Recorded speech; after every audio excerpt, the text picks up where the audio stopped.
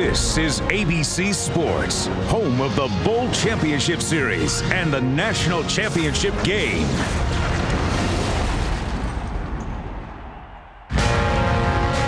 Elite teams, 7 conference champions, 4 undefeateds, 3 days of action, 2 Heisman winners, and in the end, 1 national champion. On Tuesday night in the FedEx Orange Bowl, the #1 ranked USC Trojans and the #2 rated Oklahoma Sooners return to the game's greatest stage. This year's star-studded national championship features 4 of the 5 Heisman Trophy finalists, including the past 2 winners of the most prestigious individual award in sports. Monday night, the Nokia Sugar Bowl takes center stage as Bourbon Street hosts the SEC champion Auburn Tigers, who look to complete their perfect season with one last spectacular show. Trying to steal the spotlight is ACC champion Virginia Tech. Tonight, we'll turn your attention to the Tostitos Fiesta Bowl, where the Utah Utes look to write the final chapter of their Cinderella story. But Big East champion Pittsburgh, who had a fairy tale season of their own, hope they're the perfect fit for the glass slipper. But coming up next in the Rose Bowl presented by Citi, 2 of college football's most storied programs meet for the first time ever.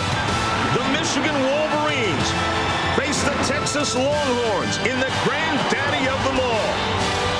Step right up as college football's top acts give their final performances. They do not call it the granddaddy for no reason. 91st Rose Bowl game, and for the first time ever, the Texas Longhorns have made the trip. Lloyd Carr says we're here because of the disappointment we had last year against USC. Cedric Benson says Texas has never been to a Rose Bowl, but when we get here, we're going to win one.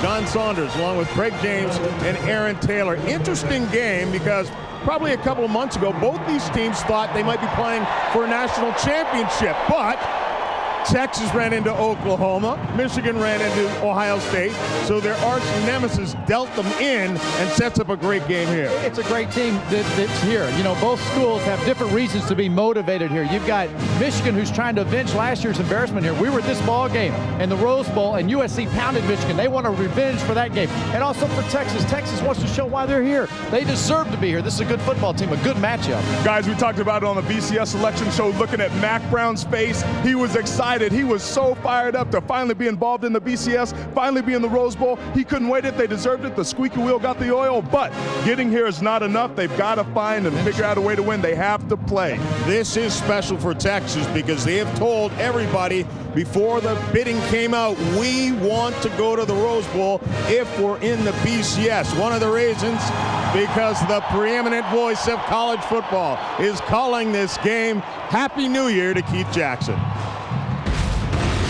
John, thanks, and a Happy New Year to you. You know, if I were an old blue from California, I probably would pull down the window shade and have a long winter's nap this afternoon. But if I were from Texas, I'd put on my favorite pointy-toed shoes and head for the party. Having Michigan here in the Rose Bowl is not an unusual thing, but having Texas come calling certainly is. Let's turn to Dan Fouts and talk about it. Michigan knows the territory, the routine. Is that an advantage? Oh, definitely, Keith. They were here just 12 months ago. They know what the off-field obligations are. They know the practice schedules. They know what it's like to play here at this great arena. And, Keith, they're also highly motivated because they were embarrassed last year against SC here. The Texas Longhorns want to prove, too, you know, they belong in this mix. Well, when I visited campus 3 weeks ago, I found a lot of players very excited about learning about what this Rose Bowl experience is all about. Spirited, disciplined practices. They really want to prove that they belong here at Pasadena. First time these two teams have ever met. That's incredible, but it's true. And the howdying will figure to take about 3 hours and 20 minutes this afternoon. John, we think this is a game with national appeal, and it should be a terrific matchup. 100%. Can't wait till they kick it off. Of course, it's time now for the Ford Road Ahead to the Orange Bowl. That's the national championship in the FedEx Orange Bowl. That one will be played on Tuesday night. For a preview of Oklahoma and USC, here's Brad Nessler. John, with the ADT National Championship trophy on the line, obviously it's a business trip for Oklahoma and USC, but they've had their share of fun this week, too. You don't come to the fun and sun capital of the world without getting out to the beach and going through some of the FedEx Orange Bowl activities. Both teams have done that. They've had their fun. Now it's down to business. And it's two Heisman Trophy winners matched up for the very first time. Matt Leinart, the most recent recipient, and Jason White, who won it a year ago. Jason White probably put it best when talking about playing for the national title. He said, last year we won all the individual awards in the world, and we have nothing to show for it. USC's thinking the same thing, and I think what they're playing for on Tuesday night is crystal clear. John?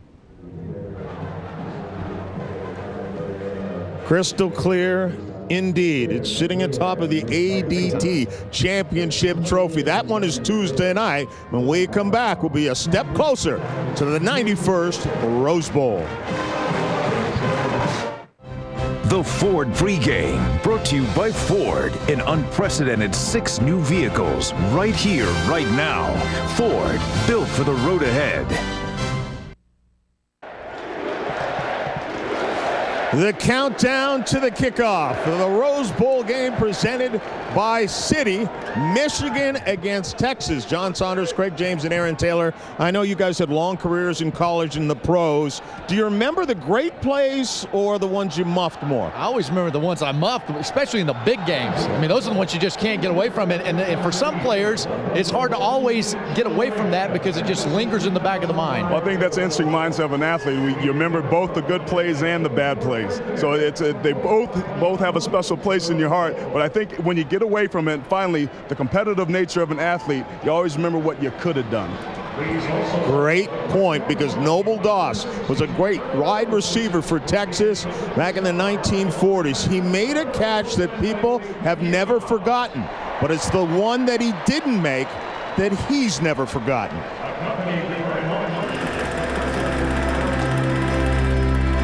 I had my eyes on it from the time, start running, going downfield, and you're looking back. And I followed it all the way down, and I caught it. And it was over the head and into the hand. It was the impossible catch. Noble Doss's catch against Texas A&M in 1940 that was called the impossible catch is a picture that hangs in all of the halls of Texas memorabilia. I can't even remember how old I was when I first found out that Dad was famous for a second play, one that he didn't make, one that if he'd caught would have propelled the team to the Rose Bowl. We were the #1 team in the nation for a number of weeks and undefeated. Just everything you'd need in a good football team. We almost got there, but I didn't make the big play. The great catch that he made against A&M in 1940 is such a part of Texas history. And the play in the Baylor game of 1941 was one play out of 50 or 60 that happened, and that's just the one he remembers. Not a day go by I don't think about that. You know what it meant to us as a team.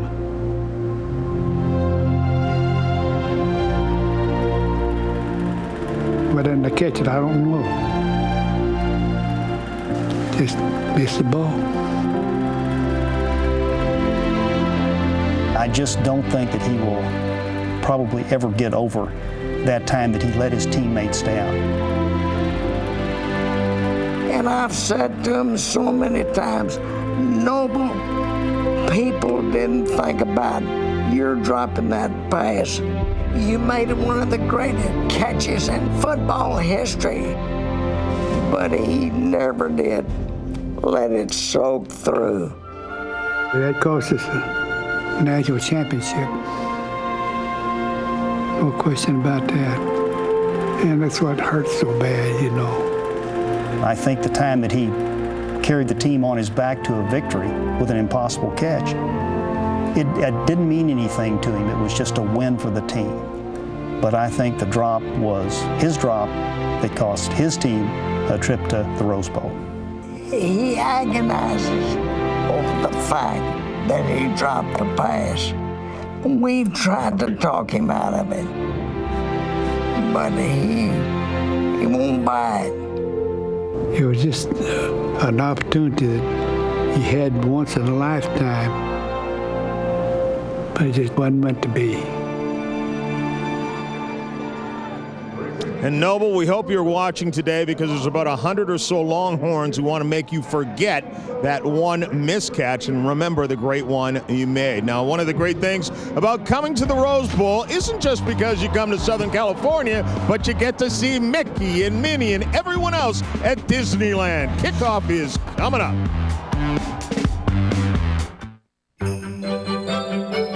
Season's greetings from ABC Sports, home of the Bowl Championship Series. The Ford pregame, brought to you by Ford. An unprecedented 6 new vehicles, right here, right now. Ford, built for the road ahead.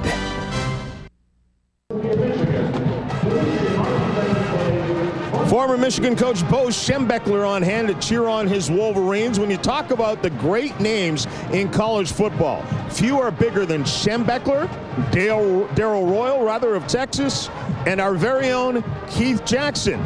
The three sat down for a chat. How come you guys never played each other? Geez, I don't know. Let's put it this way, I had enough problems. I'm not going down there to hunt up Darrell. Oh, man, Tufts don't look up Tufts. You know, if you're going to get in a scrap, don't get in a scrap with a tough guy. Yeah.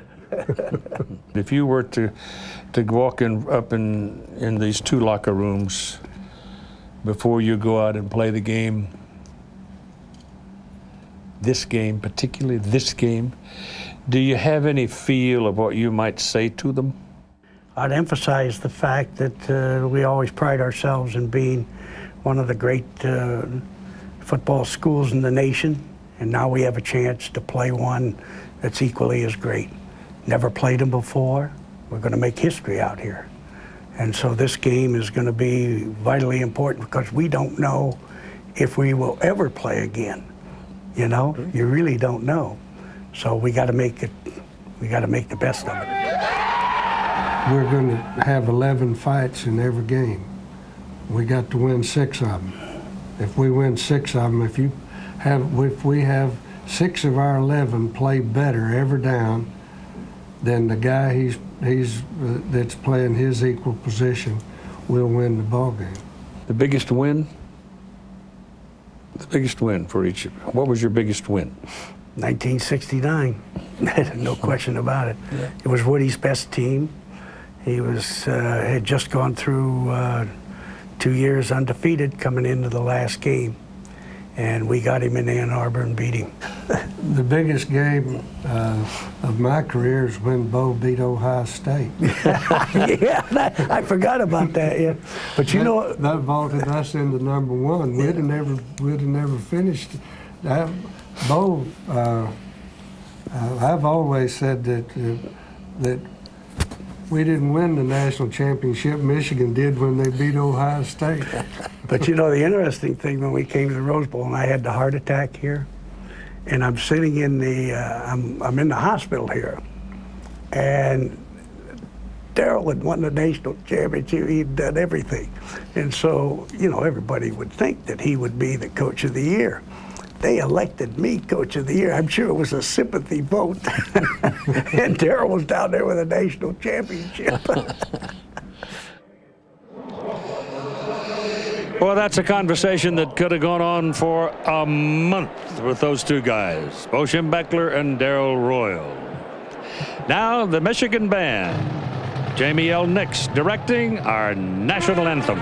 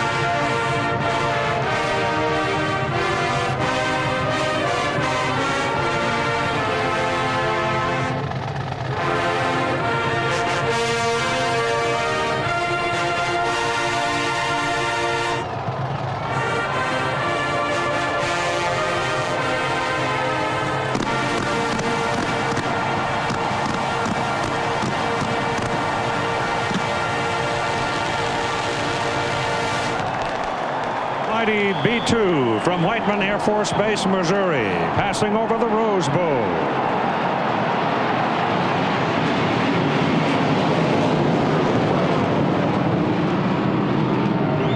The pilot, Lieutenant Colonel Newt Tibbetts. Mission Commander, Captain Evo Kenish. B-2 stealth bomber.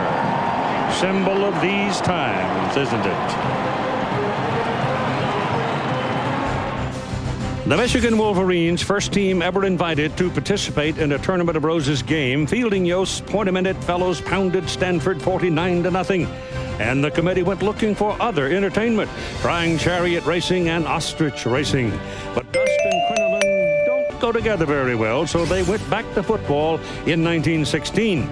Michigan, however, didn't come back until 1948, when they played Southern California and beat the Trojans, 49-0. And today will be the 19th game in the Rose Bowl for the Michigan Wolverines, playing the Texas Longhorns.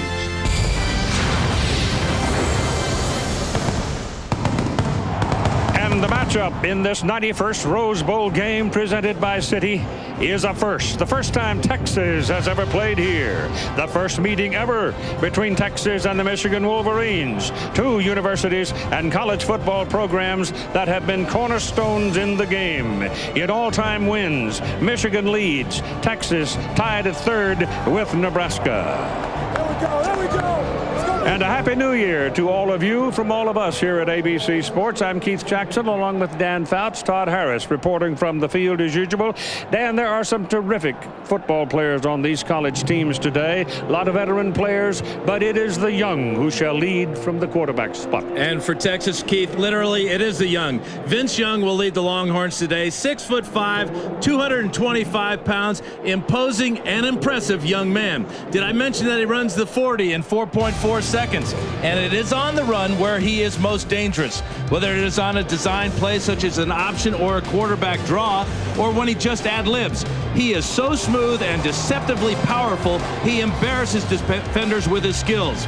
He has rushed for almost 900 yards on the season and has scored 10 touchdowns so far. Now, Chad Henne, the words that for him, mature and cool.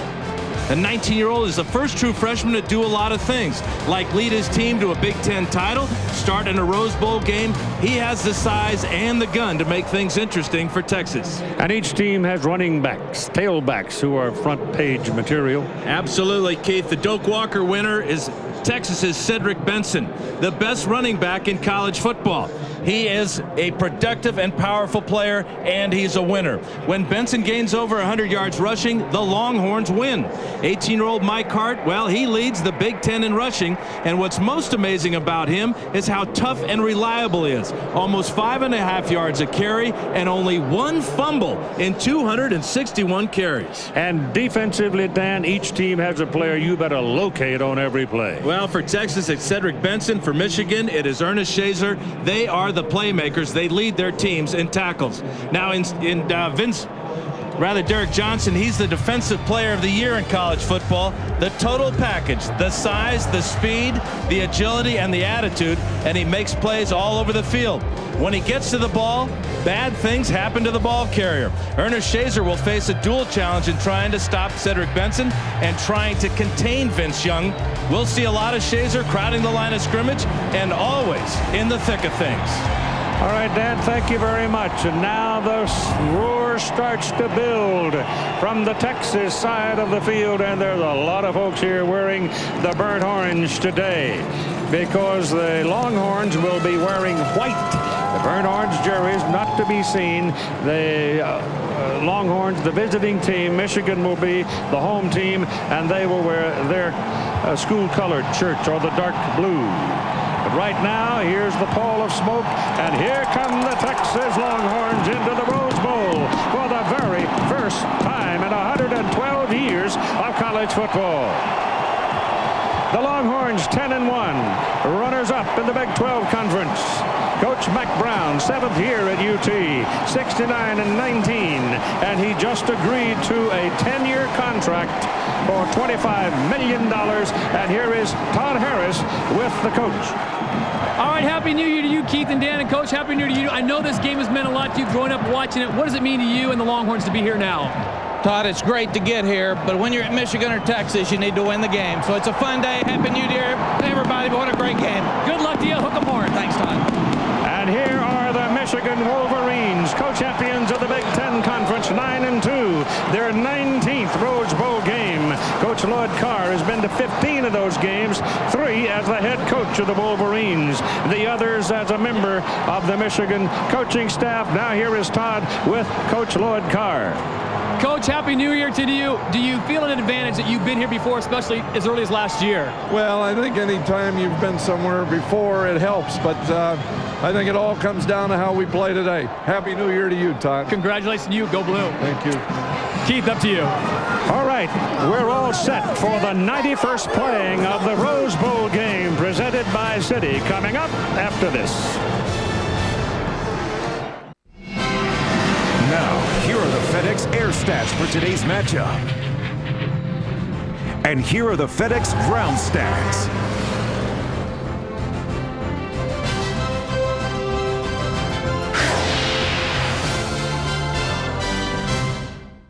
Now Mickey is going to toss the coin. And as Referee you see, Dennis Hennigan ready for the flip of the coin. And Texas on the other. Mickey will toss the coin, let it fall to the ground, and whichever team comes up, they will win the toss. Okay, Mickey?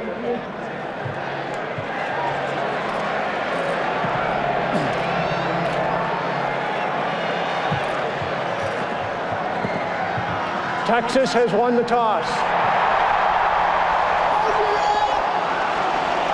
You have your choice now at the start of the second half. We're going to defer. Texas has won the toss. They will defer until the second half. You want the ball? Michigan, what goal you want to defend? You want to kick this way? You fellas put your backs to this goal. Michigan will be receiving. Texas will be kicking off. Good luck, fellas. Referee Dennis Hennigan heading a Big East Conference crew who will work today's ball game. The Rose Bowl flashback now, presented by Citi. It has to do with weather. The last time there was meaningful rain here on the Rose Parade in the Rose Bowl game was 1955 when Woody Hayes made his first trip to the Rose Bowl with his Ohio State Buckeyes as national champions. Their opponent, Southern California. They scored in spectacular style on an 88-yard punt return by Aramis Dandoy, but the Buckeye quarterback Dave Leggett led his team through the rain and the mud to a 20-7 victory. That was 50 years ago, the last time it rained on the Rose Bowl. Well, we've had hard rain here in Southern California over the last few days. Yesterday was brilliantly clear. Today it is cloudy, but it is dry, and it was dry this morning for the parade. And now it's time to play some football. And Dan, do you reckon there's a little cottonmouth out there? Well, I know there is, Keith. This is such a great scene with half the stadium in burnt orange, the other in blue and maize. And the Longhorns electing to kick off to Michigan to put the great defense and especially Derek Johnson on the field.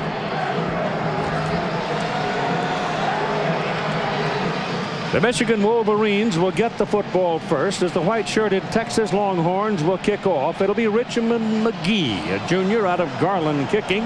Receiving for Michigan, Steve Breston, number 15. Grant Mason, number 13. Breston is a wide receiver, and he is a flyer. So here we go with Rose Bowl number 91. An historic moment, the first game ever between Michigan and Texas. Breston breaking to the outside, and they track him down from behind. And I'll tell you what, that's a tight end that can run that made that tackle on him. Number 88 got a hold of him and pulled him down by the shirt tail. Otherwise, Breston would score. Stevie Stigall making the tackle. But it is a big return, and the Michigan Wolverines start with very good field position from their own 48-yard line. 45-yard return for Stephen Breston. The quarterback profile on the Michigan quarterback Chad Henne, the first true freshman ever to start as quarterback in a Rose Bowl game. He's 6'2", 217 pounds, out of Wyomissing, Pennsylvania. And the game is on. The first carry of the ball game is another true freshman, Mike Hart. As we look at the backs and receivers in the starting lineup for Michigan, Mike Hart, 18 years of age, ran for 1,311 yards this season. Wide receiver Braylon Edwards, a premier performer, 87 catches, 1,221 yards and 12 touchdowns. The offensive line, a bunch of big guys led by the center, David Boss. 5 300-pounders in that offensive line. And David Boss shared the Remington Award for centers this season. On 2nd down and 8, the ball is thrown. Caught by Braylon Edwards, but caught in traffic. He is not able to move up the field. He is taken down right on the Texas 45-yard line. The Texas Longhorns defensively offer a 5-man set up front, led by 305-pound tackle Rodrigue Wright. He meets all the qualifications as a disruptor. Linebackers, number 11, Derek Johnson. That's the man you got to know where he is on every play. He's worth the price of a ticket. The secondary, it's a big secondary, all 6 feet or better, all around for 200 pounds, and they patrol with vigor, and Michigan is unsettled by something, and they spend the timeout very early in the ball game. Unusual that you would see a timeout called at this juncture. So with 13:44 to go in that first period, we'll be right back.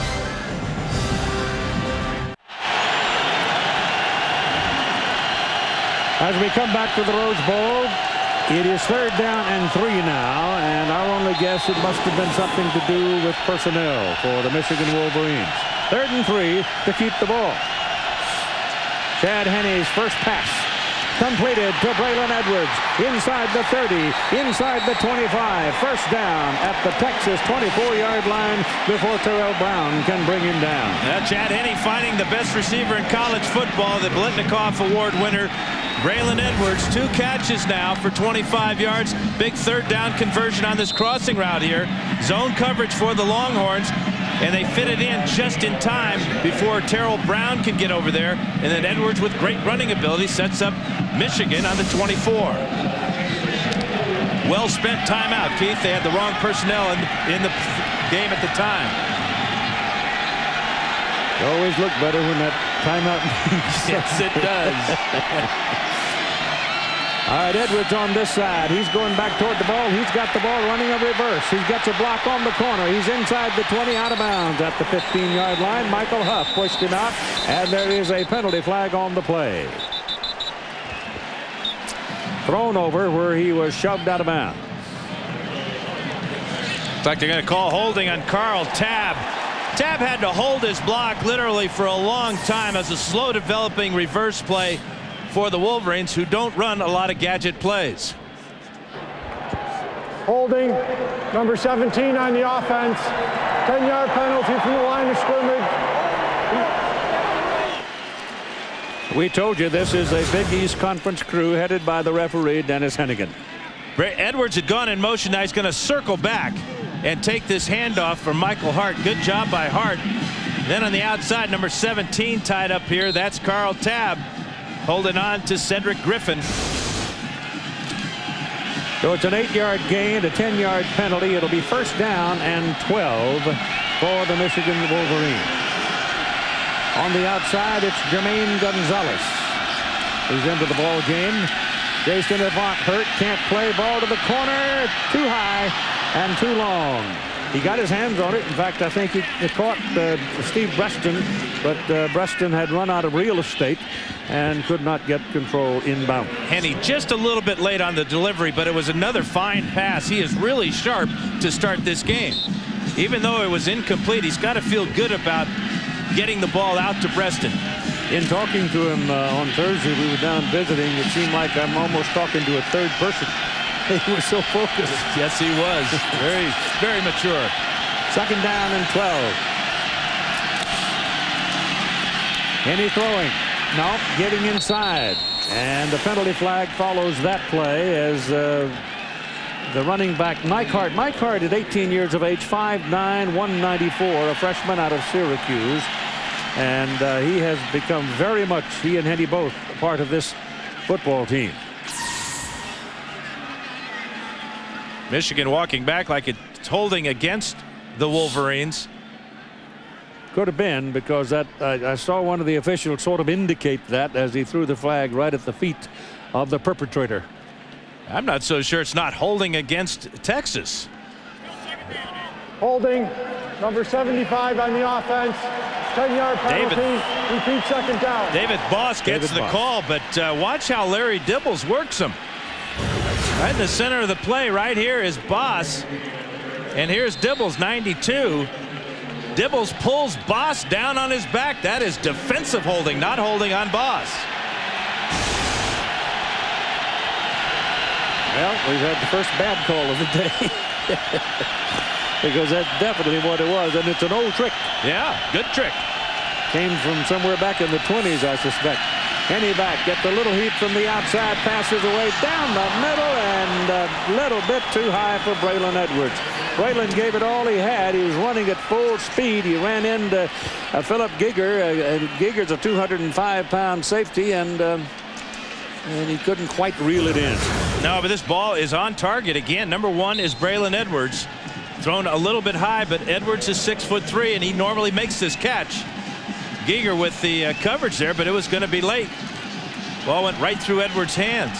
Michigan close to blowing a great opportunity to start this game. It is now 3rd down and 21 after that second penalty. And Henny with a lot of time gets it away, and it is incomplete. And the opportunity is going to get away from them. Now they got the 44-yard kickoff return by Steve Breston, a couple of receptions by Braylon Edwards, and then the holding call against Tab, the holding call against Boss. 3rd and a mile, and Jermaine Gonzalez cannot make this catch on a ball that thrown poorly by Chad Henne. Adam Findlay comes into the ball game. He is from Greenwood, Indiana, a senior, and he is a punter. And now Garrett Rivas has surfaced and come onto the field. So Garrett Rivas, who is a sophomore out of Tampa, Florida, at 5'9", 216 pounds, but a bullet of a leg, and the holder is Adam Findlay, the punter. So it'll be a 52-yard field goal try to get on the board for no. They snap it back, and he pooch kicks it, angles it for the sidelines, and it's not very good. So the second time early in this ball game, we get a little trickery out of the Michigan Wolverines. That was a man-sized field goal try at 52 yards for him, so he pooches it, but he didn't get it downfield very far. It'll be Texas on the 18. The Rose Bowl game presented by Citi. This ABC Sports exclusive presentation brought to you by Citibank. Thank you from Citi, a new kind of rewards program from a card you can count on. Jeep trail rated capability. Don't go off-road without it. FedEx, proud sponsor of the BCS. Go air, go ground, go football. And Budweiser, the bright color and crisp clean taste you'll only find in the king of beers. Well, let's back everything up and forget everything that happened, because in all of that melee, there was a flag thrown because there was a dead ball foul, too much time. Clock ran out, and so consequently there was no play. Dead ball foul, no play. And now with that added yardage to the situation, Michigan's Adam Findlay is in the punt, which is where we started in the first place. He's standing back at his 47. He'll hit it around the 50, and he's trying to get up in the air and kill it deep. And it takes the Texas bounce and goes on into the end zone and will come out to the 20-yard line. So there the Longhorns will have their first possession of it. The quarterback profile on number 10, Vince Young. Big sophomore, 6'5", 225. He can run. Feet as dangerous as his arm, actually. 16-2 as a starter. He comes from Houston.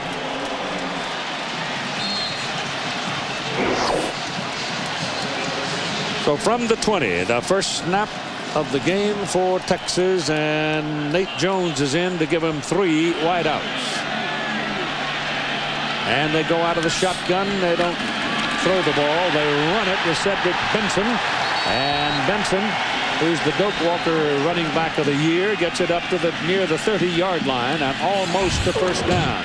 explosive guy. Cedric Benson among the backs and receivers, winner of the award, as we told you, named for Doak Walker. 1,764 yards, 19 touchdowns. 4 straight seasons he has gained 1,000 yards or more. 4 in a row. And we've got a Texas injury off the very first offensive play of the game. And guess what? It's Benson. That's about the worst news they could have. No, he doesn't look good at all. It's either a left knee or ankle problem as he gains 9 yards on his first carry. This is the option read play for Texas. Nice hole up the field. Astor makes that cut there. And, you know, I walked on this field before the game, Keith, and it was in good shape. But it just looked on that play right there that the turf gave way, and he may have sprained a knee or ankle. Well, he's not willing to sit down right now. He's going to try to walk it off. Lamont Taylor is the backup for him. He's a freshman, number 25, but not in the game at the moment. As they work out of the shotgun with Vince Young, and he is that other running back in the backfield, but the Michigan Wolverines are after him. He didn't have far to go to get his first down on 2nd down and a yard, and he picks it up as he runs into Lawrence Reed. Cedric Benson now comes back. So Benson gets back in a hurry. The Michigan defensive front reflected there, anchored by the big nose tackle Gabe Watson. The linebackers, you'll have some changing around there today. Lawrence Reed has 24 consecutive starts there. Ernest Shazier, the strong safety, will be up in the box quite a bit today as well, trying to control Vince Young.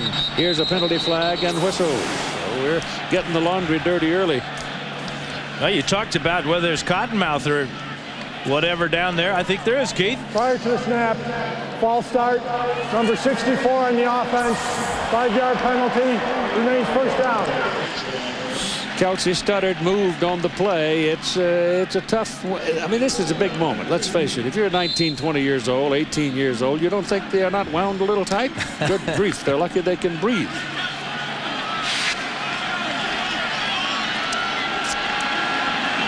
So the penalty makes it first down and 15 for the Longhorns now at their 25-yard line. Still working out of that same formation. 3 wideouts. Young takes it up the middle.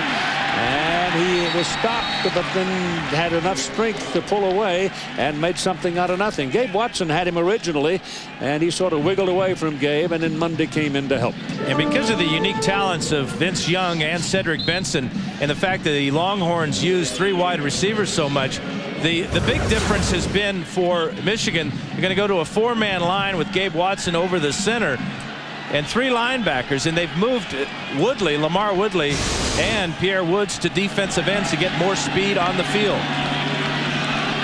Staying with that formation, Vince Young back, tackled in the backfield. Terrific play by Lawrence Reed as he shot the gap and found his target.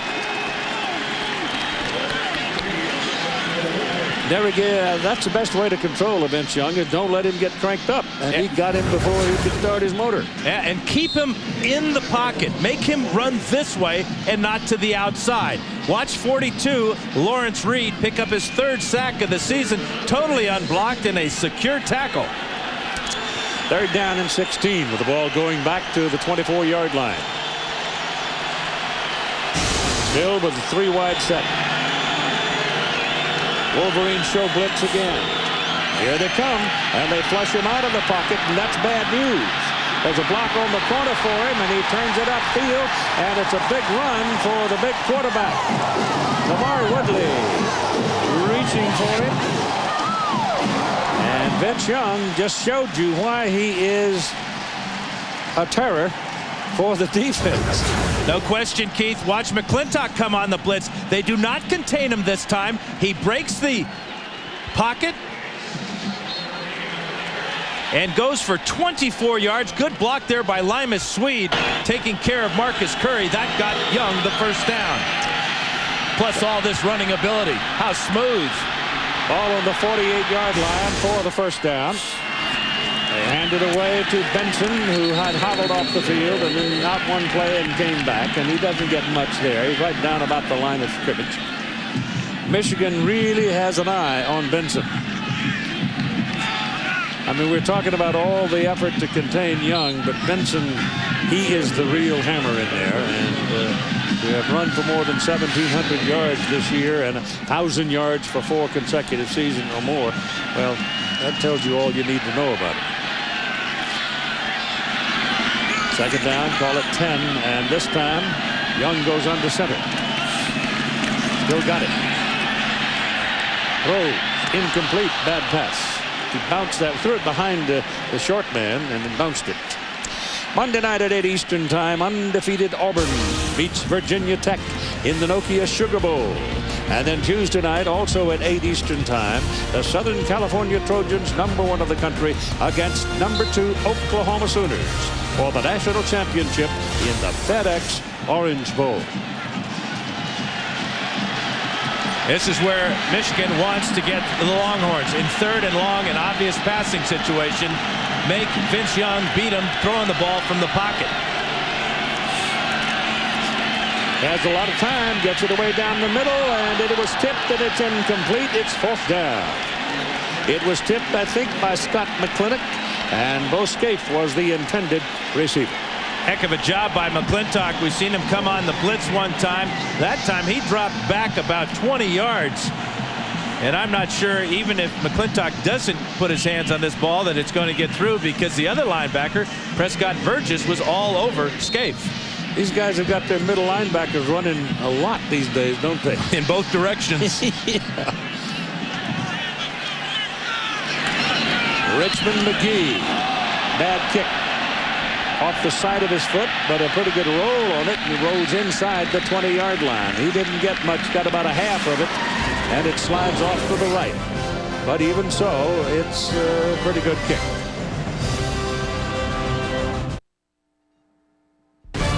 You're watching the Rose Bowl game presented by City on ABC Sports.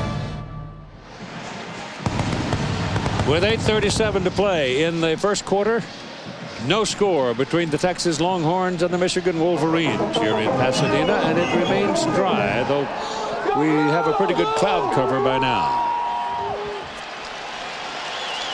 The ball has finally been placed down on the 18-yard line, where Michigan will own it. And this time they're pretty close to their own neighborhood as they come out with Braylon Edwards, Jermaine Gonzalez, and Steve Breston as their wide receivers. Now they've got Edwards moving back toward the ball. Chad Henne gives it away to Mike Hart. Hart caught by the ankle as he reaches for the line of scrimmage. He'll pick up 1 yard. Let's take a look at our Jeep rushing playbook, Keith. Back to the first play of the game. This is the zone read play for Texas. And the key here for Vince Young is to watch Lamar Woodley. Going to hand the ball to Cedric Benson, but he's going to read Woodley first. Woodley stays wide. He gives the ball to the tailback. Unfortunately for Texas, you'll see Benson grab his left knee here as he slipped on the turf. But we'll see a lot of that play today. 2nd down and 9 for Michigan. Again, Edwards moving. Thrown to the sidelines. Ball goes to Edwards, and Braylon is going to be short of his first down. He's tackled at about the 26. He's a couple of yards short. Philip Giger made the tackle. Yeah, Giger is the 3rd leading tackler for the Longhorns, the senior captain. Big guy, 205 pounds, sure tackler. But this will set up another 3rd and short for Michigan. They converted the first time with that pass play to Braylon Edwards on that crossing route. 3rd and 2. If Michigan does not pick up the first down here, then you figure that Texas might get pretty good field position for their next possession. They're not going to get the first down either. Penalty flag thrown with the linesman across the way. It may be that one of the Longhorns was in the neutral zone, but we'll see. Derek Johnson getting his first tackle there of the ball game. How about the young freshman pulling him off sides? Number 90 on the defense. 5-yard penalty. Results in a first down. A little hard count, and he got him wiggling. And he got a good one wiggling. Roderick Wright, number 90. Right at the end of the screen here. A little head bob there. That's all it took. Actually, that's Tim Crowder. So that'll give Michigan a first down out at their own 31-yard line and gets a little more room at their back.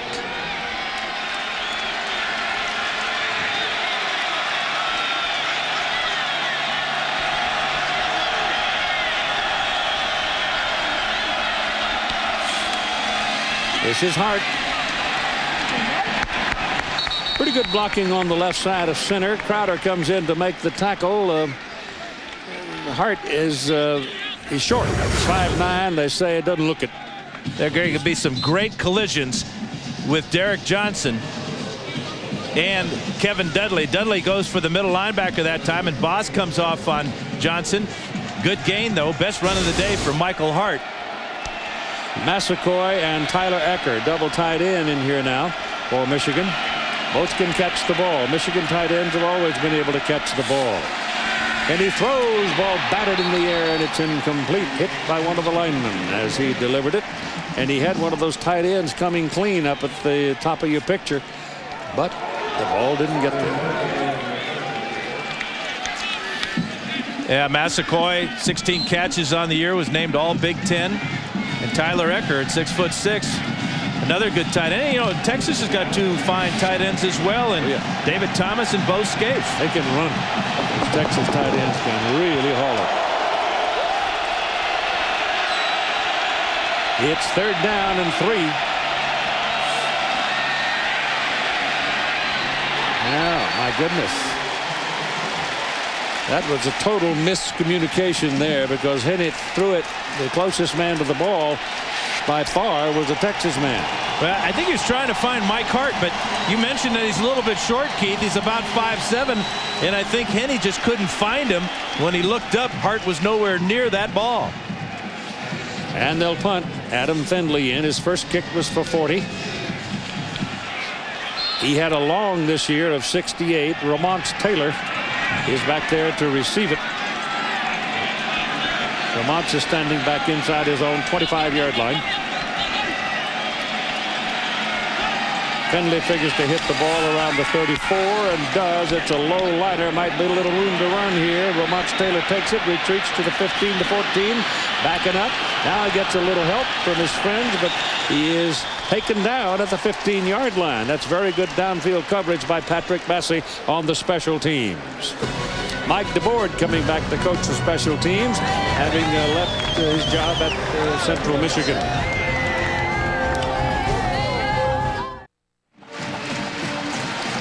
Aerial coverage of the Rose Bowl game presented by Citi, being brought to you by Tostitos. Speaking of Tostitos, the Fiesta Bowl goes tonight with Utah breaking through.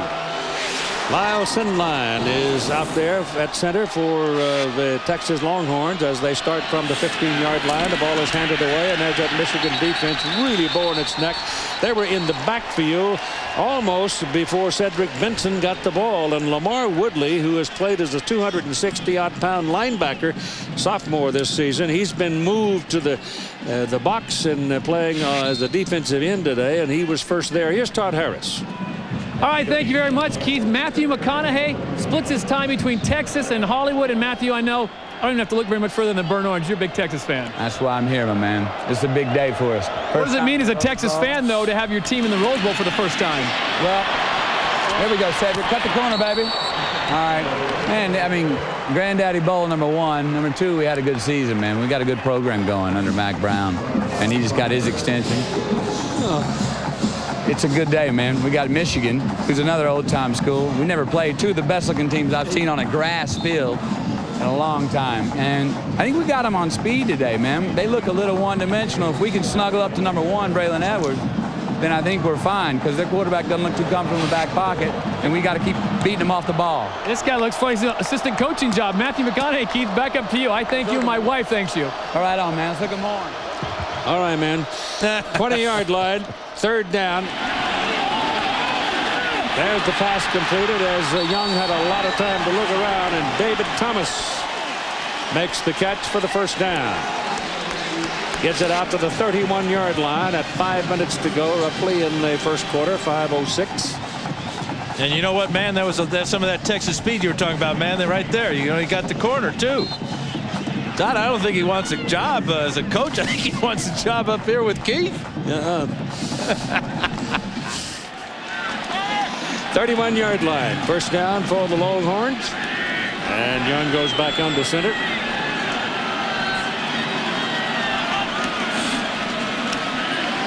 Look, he's terrific protection. And he's got his man over here. Same fellow who caught it a while ago, Bo Scaife. He was running down the middle, and they were able to knock the ball away from him. But this time he goes outside, and the big guy, he's 6'3", 250 pounds. And he's a hard guy to handle. And he was an all Big 12 selection, 6-year senior. But you know, the thing about Vince Young is he throws the long ball better than he throws the short ball. He's got great touch, and he's getting his tight ends involved, and that's important. It is a first down for Texas. The ball is on the 48-yard line of Michigan, and Brian Carter checks in. They're swarming after Benson, but he's tough, boy. Benson is a big guy, too. He's 225 pounds, but the way he rumbles around with his 6-foot frame, he is really a rock. Scott McClintock made that tackle. And the thing that's so impressive about Cedric Benson is the first guy never seems to tackle him. He has that size you talked about, Keith, and his strength in his thighs and his lean that he leans forward makes it very tough to get your arms around him. Second down, 9. Single back is Benson. Young goes down the middle, but that almost picked off. Lucky to get that one back. He threw it for David Thomas, but Ryan Mundy had a better chance of catching the ball than Thomas did.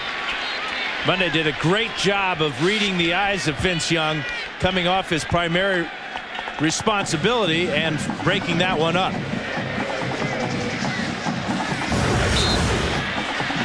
Here's Thomas just running a seam route. You can see how Mundy's just laying in wait there and really should have intercepted this ball. But he got both hands on it.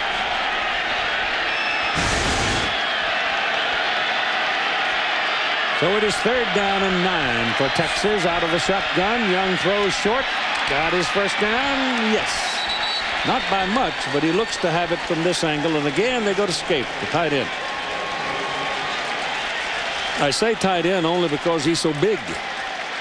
But actually, he plays out there by himself a lot. Well, he's got running ability, and Thomas does as well. But right now, it's just all in the tight ends for Texas.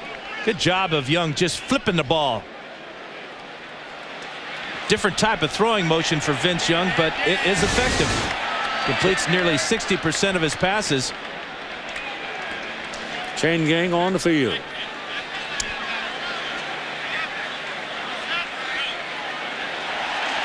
Got it.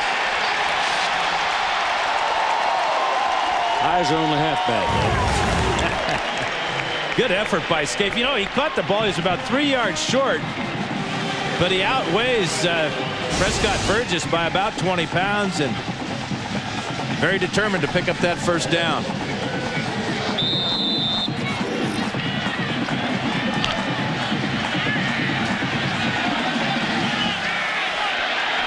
At the Michigan 37, no score, first quarter, 3.5 minutes to go.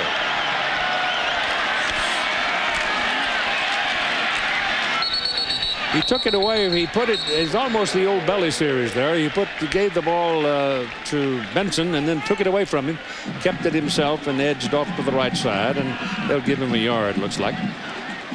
Yeah, it really is an option play, Keith, because he's reading the defensive end. And if the defensive end closes on the potential ball carrier, he pulls the ball out and takes off himself. But that time it was played perfectly by Michigan. I thought for a minute that Cedric was going to take it anyhow. Well, there's a lot of trust involved in that exchange, you bet. Time call, Texas. 2 minutes and 48 seconds to go in the first quarter. We still have an empty scoreboard here at the 91st Rose Bowl game. Next Saturday, the NBA on ABC features the Knicks battling the Cavaliers in regional action, or the Nuggets taking on the Spurs. Next Saturday, that's at 1 Eastern, 10 a.m. Pacific on ABC. Pretty ragged play throughout this first quarter, Keith. You know, we talked about these teams are not familiar at all with each other, having never played, and it really shows. It's almost like a couple of heavyweights just feeling each other out. A couple of jabs here. Nobody's really tried the bomb yet. Perhaps it's time now for Texas to get some of their wide receivers involved. Well, their top guy is Tony Jeffrey. He's a 6'1", 175-pound senior out of Houston, and he can run. Oop. Runs downhill. Benson's one of those guys that runs downhill too. He gets into that line of scrimmage and gets leaning on there. Yeah, they're almost like a ski team because Vince Young, he's the slalom king. Way he slides through things. That's right. All right, a second down, just about 10 yards to go.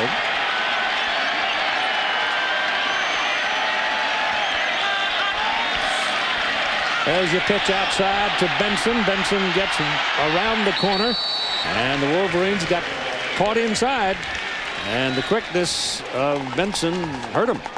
Marlon Jackson and Scott McClintock teaming up for that tackle, but they were late. Michigan does not see a lot of this style of offense playing in the Big Ten, but this is just a speed option. Shazer takes the quarterback, so he pitches the ball back to Benson. And there's Tony Jeffrey, number 12. He was occupying Marlon Jackson on the outside, and that's why Benson got so many yards. And they're looking at 3rd down and 3. 3 for 4 converting 3rd downs here in the first quarter for Texas.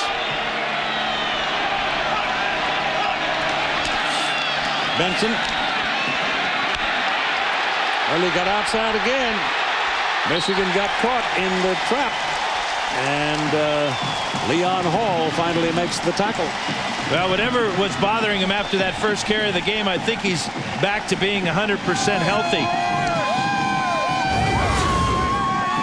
Just a draw play to Benson, nothing in the middle, but the vision to jump to the outside and then the speed to pick up the first down. Another 3rd down conversion for the Longhorns. Now they're threatening. 1st down at the Michigan 20.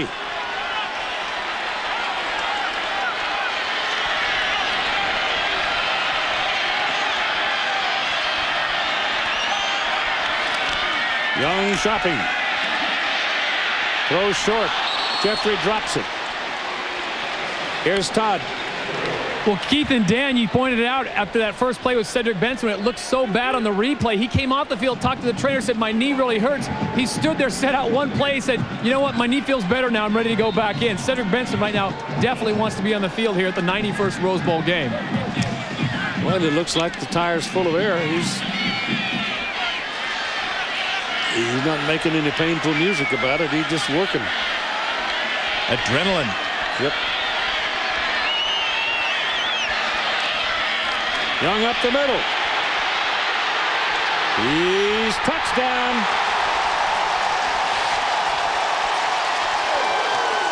That's where he scares you, right there. And Michigan was spying on him. They had 2 men looking at Vince Young, but they've never seen anybody quite like him. Watch, that's Reed. Here's Shazer. Quarterback draw all the way for Vince Young. Reed gets taken out by Sendline, but look at this. This is just beautiful. The moves, the speed, the grace of Vince Young. Dusty Mangum for the point.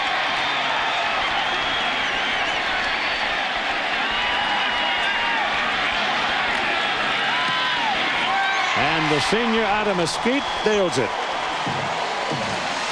And as we have 1:41 to play in the first quarter, the Texas Longhorns in the Rose Bowl for the very first time in their 112 years of playing football take the lead over the Michigan Wolverines 7-0. 11th touchdown rushing for Vince Young this year. Totally untouched from 20 yards out. That's remarkable. The coach, Mac Brown, finds it easy to talk about Vince Young. Here's a sample.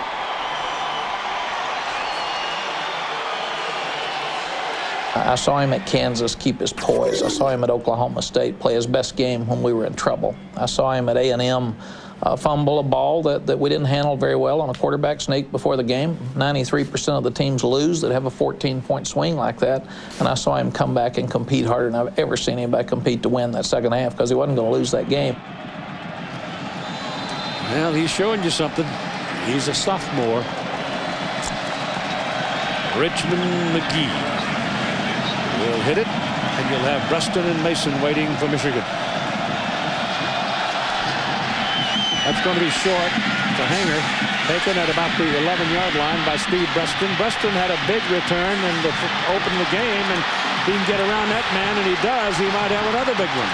They've got him pinned on the sidelines and finally get a hold of him at about the 49-yard line. That's just about what he did before. Well, he went for 44 on the opening kickoff of the afternoon. This one just about 37 yards, yeah. But again, Michigan at midfield, where they must get Mike Hart involved in the offense and reward Preston and the kickoff return team for the great job they're doing. What a move right there. In traffic, then the speed. And this is what I like, Keith. At the end of this, he was not willing to settle for just going out of bounds. It's got to be another inch he can make, don't you think? Yep, I think so. Here's a lot of shifting around by the Wolverines. They wind up with 3 wideouts and Mike Hart at tailback as the single back, and Chad Henne looking to throw, does throw, and he throws over Mike Hart. It's not too hard. He listed at 5'9", as we've told you, but I don't think he stands that high. And that one just went right over his head. Yeah, it had a little bit too much heat on it, and Hart couldn't get his hands up quick enough, or they might have had something going there. He had 2 people out to escort him down the sidelines. Yeah, he's caught 25 passes this season, most of them on plays just like that. Very good screen team. Second down 10, Michigan ball, their own 48-yard line. They trailed by a touchdown, 7-0.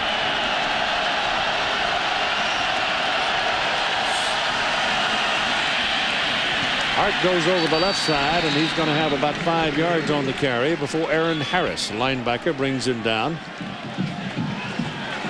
They must play pretty good football down in Mesquite, because I see a lot of folks on the roster here from Mesquite, Texas.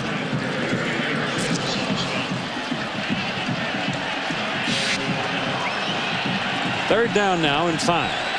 Just inside a minute to go in the first period.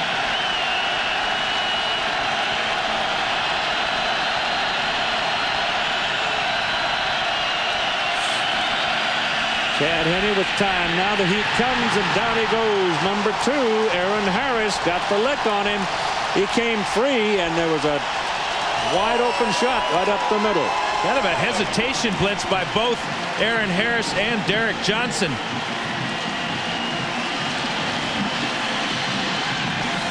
Just the second sack of the season for number 2. There he is. Here's Johnson. Watch as they hesitate just a bit. Check out the blocking and then use their speed to get in on the young quarterback.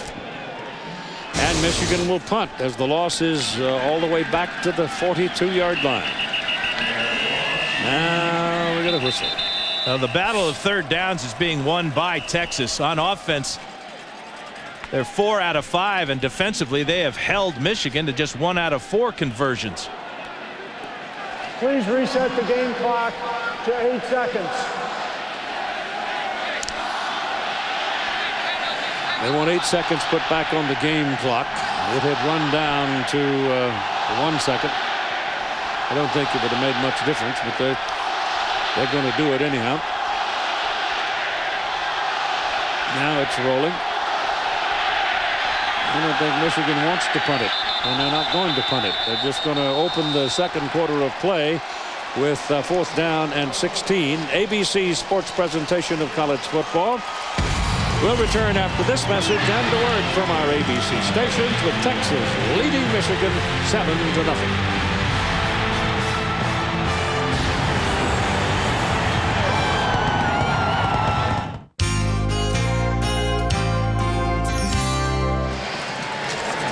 Here we go to the second quarter of the Rose Bowl game today, presented by Citi. Bevo has arrived, and heard a fellow say, if we win this game, I'm going to ride Bevo right down Rodeo Drive, he said. Look out. He might. On 4th down and 16, Michigan will punt it away. Longhorns are jumping around, trying to distract Finley, but he pops it out of there, and it's a beauty. It runs Ross all the way back inside the 10-yard line. Coverage is pretty good downfield, and they're going to take him down inside the 10-yard line. So Texas, with all that fiddling around on that punt return, winds up deep in the bucket. Undefeated Utah against the Big East champs Pittsburgh Tostitos Fiesta Bowl over in Tempe. The Bowl Championship Series continuing next right here on ABC Sports. If you got one of those toys in your closet you got for Christmas, one of those high definition things, you might as well pull it out because this game is available on high definition. It might warm your feet. Here we go. From the 7-yard line. Texas ball. They're going to run it around the corner. Michigan defense flowing very well on the play. And Romance Taylor is taken down after he picks up about a yard. And here's Todd Harris. Well, Keith, after that touchdown by Texas, Lloyd Carr went over specifically to Ernest Shazer and Roy Manning, and he said, contain, contain. He said, on your lineup, you're too narrow, you're in too tight. He wants them wider, and I think Dan made a good point. I don't know if they really understand how fast Vince Young is. He's a big guy, and until you get up next to him, you don't realize how big he is, but the guy can absolutely fly. That time, he said they were in too tight. He wants them wider, more containment. Keith. Well, that's a message that they've had before. They heard that for 3 weeks. And rolls it out, shopping around, looking for somebody. He's got a protector in front of him named Will Matthews, who's a big old fullback, 245 pounds.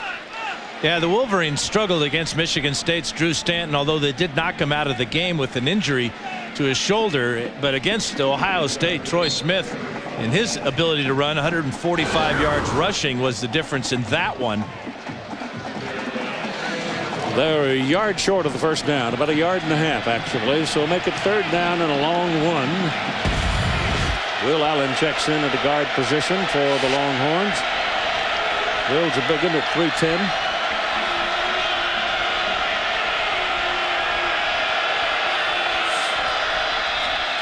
That's Benson. Didn't make it. He did not get back to the line of scrimmage.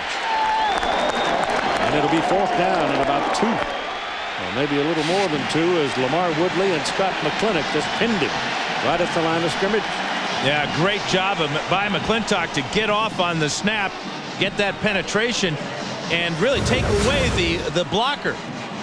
Here's McClintock right here.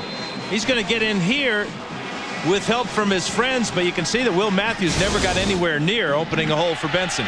Preston is waiting upfield. They should get very good field position as Richmond McGee punts it, and McGee lets get some air under it, but Preston makes the fair catch. And he's going to be right at midfield. So once again, here sits the Michigan Wolverines in the middle of the field after a Texas punt. And they haven't done anything with it yet.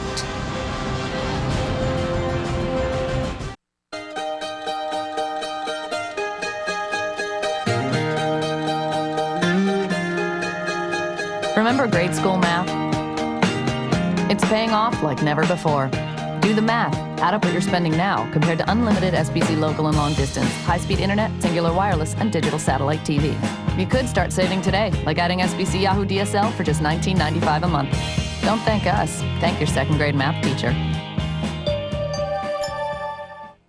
These teams would never give up their playbook, but after our team rebuilds lives on Extreme Makeover Home Edition, you'll see the play-by-play on Monday. We're going to show you how we really got it all done. How'd they do that? Premieres Monday, January 10th at 8/7 Central, only on ABC. ABC Sports coverage of the Rose Bowl game presented by Citi continues. 7-0. Texas is leading. 13:47 to go in the first half. And Michigan ball, first down at midfield. 3 times now they've been up around midfield and done nothing with it. This is Mike Hart spinning and getting 5. He broke a tackle of Aaron Harris to get down to the 45-yard line. He's tough to tackle. He's not very tall, but he's very thick. Great legs where he just keeps driving, pumping those thighs, spinning, and he just bounced right off Aaron Harris. Yeah, he's like J.J. Arrington, some of those kind of guys. They ain't got no handles. That's right. 2nd down and 5.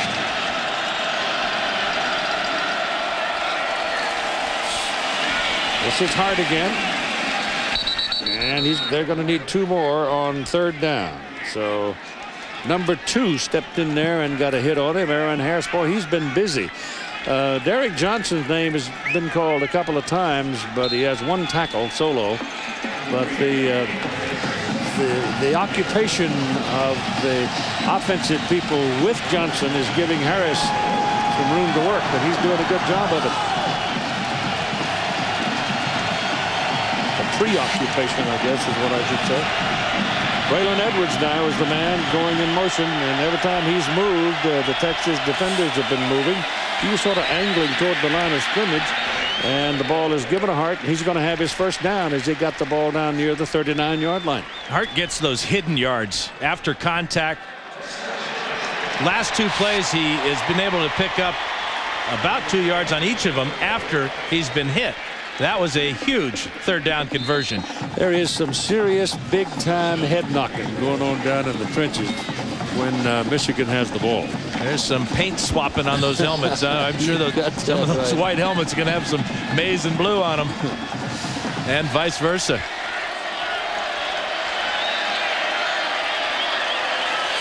Any back throwing. Going deep. Edwards is down there, and touchdown.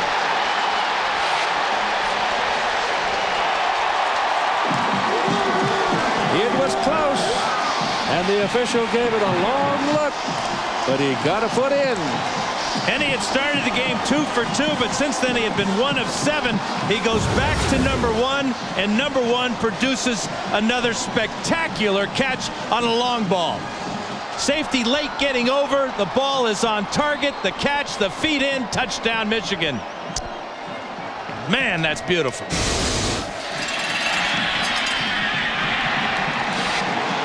So Braylon, son of Stan Edwards, Michigan man himself, makes another spectacular play. And we're all even at 7-7 with 12:08 to go in the first half. The Rose Bowl game, presented by Citi. This ABC Sports exclusive presentation brought to you by Citibank. Thank you from Citi, a new kind of rewards program from a card you can count on. The next Ford F-150, built Ford tough. Nokia, take a closer look at Nokia, so much more than just a phone. And Aflac, ask about it at work.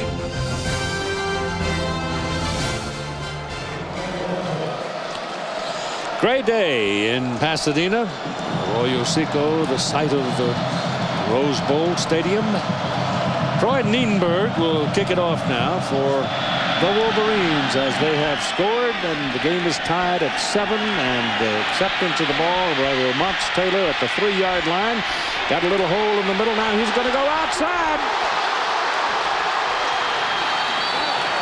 My goodness, the Wolverines got caught in the middle of the field, and suddenly Romance Taylor got loose, and Troy Nienberg, the kicker, finally pushed him out of bounds after a big return.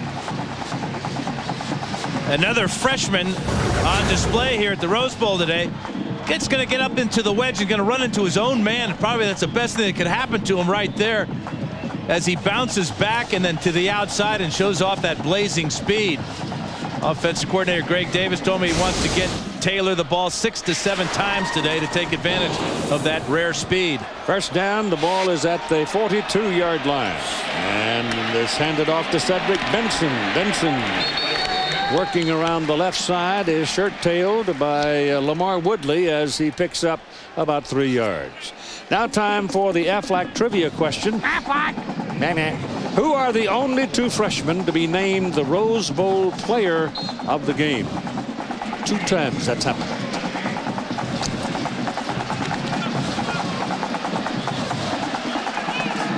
I know. Second down, 8, Texas. Young keeping. Gets to the 48. And Rondell Biggs gets a tackle for Michigan. And it'll be third down. About 4. And although it was a gain for Texas, that's where Michigan wants Vince Young to run. They want to hit him as many times as possible. He has had some fumble problems this year, but you cannot let him get outside and show off all those moves. Now he's going to go on to center on 3rd and 4.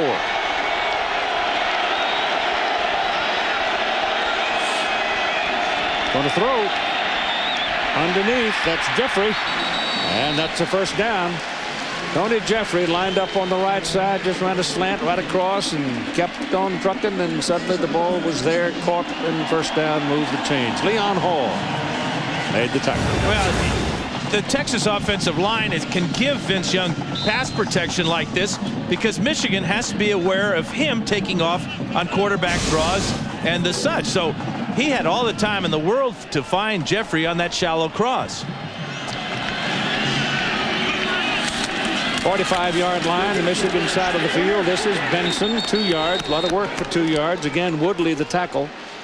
And that's why Woodley is in the game at defensive end.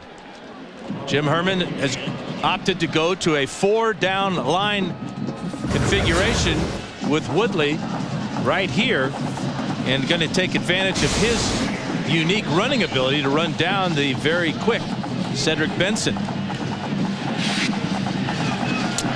Ball is just inside the 43. Now on the Michigan side of the field, 7-7 game, 9:40 to play first half. Clouds getting a little heavier and the sky a little darker, and the lights are on. Young throws, ball caught to the outside again, and a sharp tackle on Tony Jeffrey by Marlon Jackson.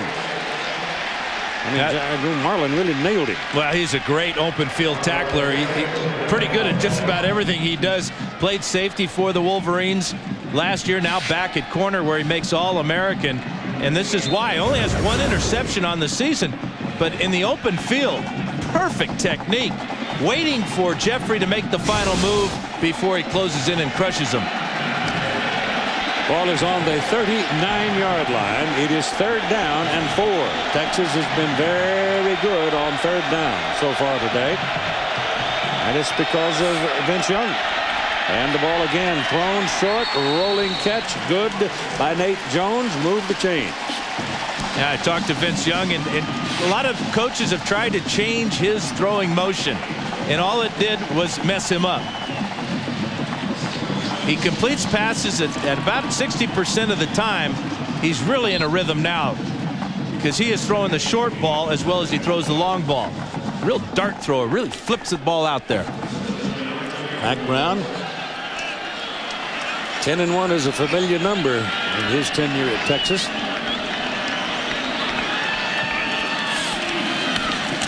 Young keeps it and gets hammered about the line of scrimmage. He bellied it with Cedric Benson and then took it into the middle, and they jumped all over him. The Wolverines got both things accomplished on that play. They took care of Benson, forced Young to carry the ball, and then there was about 6 Wolverines there for Young, led by that big guy, Gabe Watson. Oh, Gabe, 330. And he earned that 330, didn't he? Leading biscuit eater on the team.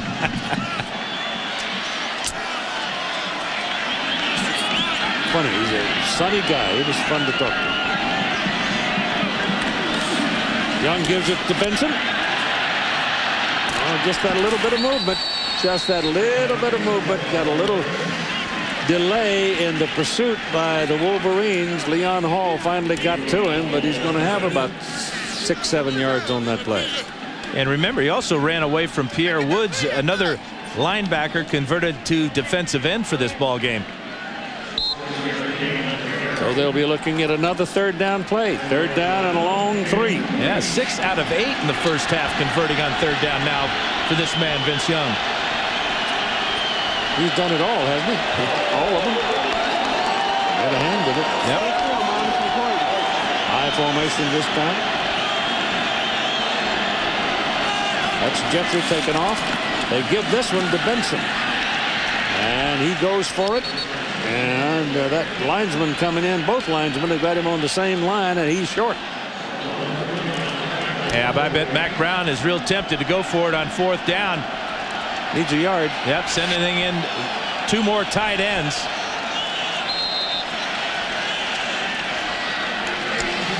With 6.5 minutes roughly to go in the first half. Walk away from 3. Maybe he thinks this is on the margin for the place kicker.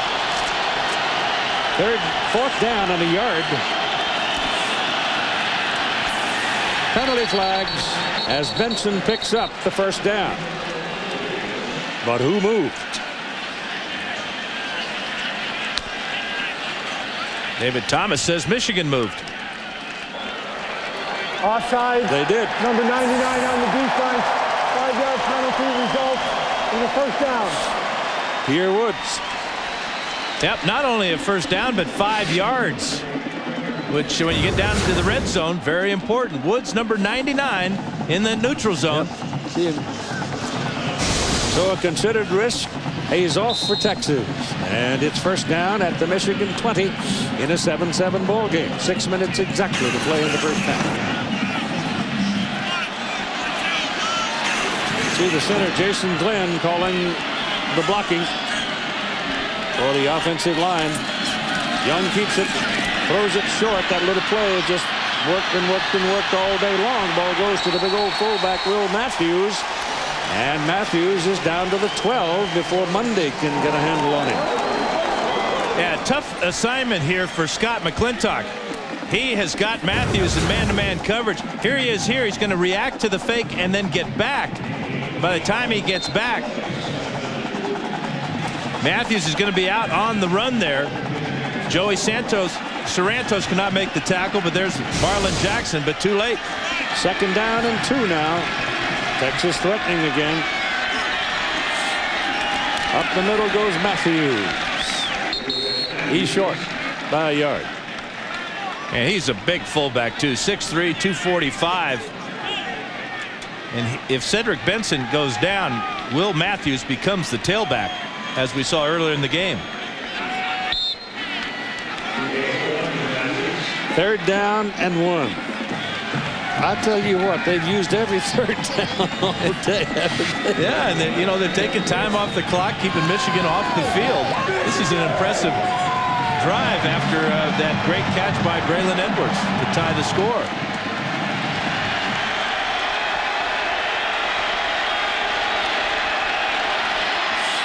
Young's got it, throws that same little pass to the outside, and this one goes for a touchdown to David Thomas.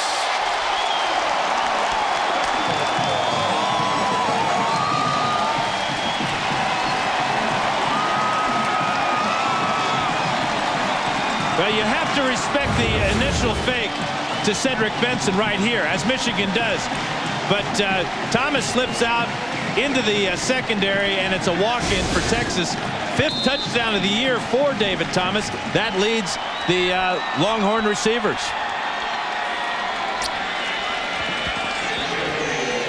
So they go 58 yards in 12 plays.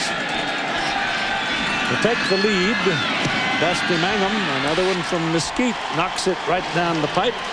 And it's a 14-7 Longhorn lead over the Wolverines at 4:16 to play in the first half.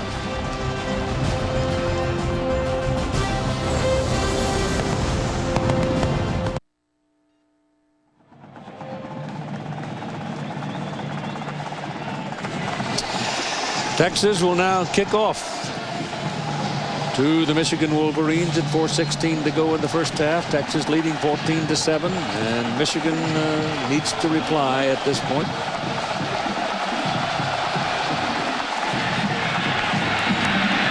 Ball is taken at the 3-yard line by Steve Weston, and a good tackle. And he's out about the 22-yard line, brought down by Marcus Griffin. But Breston was a half a step away from making another big return. Earlier we asked you the Aflac trivia question. Who are the only 2 freshmen to be named the Rose Bowl player of the game? Well, they're both Westerners. In 1982 for the Washington Huskies, Jacques Robinson. And 1986 from UCLA, Eric Ball.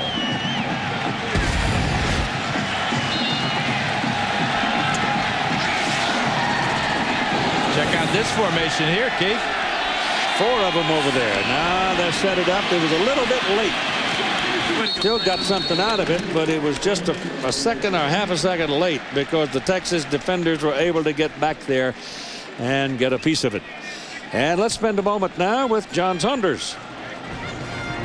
Alongside of Greg James and Aaron Taylor, you said to me before the game, it's about the game breakers out there, and they haven't disappointed. No, they haven't. There are 2 big game breakers right now that I've seen at Texas. There's one over at Michigan and Braylon Edwards. We'll show you what they're trying to do. You can see some good plays in the second half, but this is great to be down there. What's up with the cheerleaders, baby? You just attract the ladies. Keith, back to you.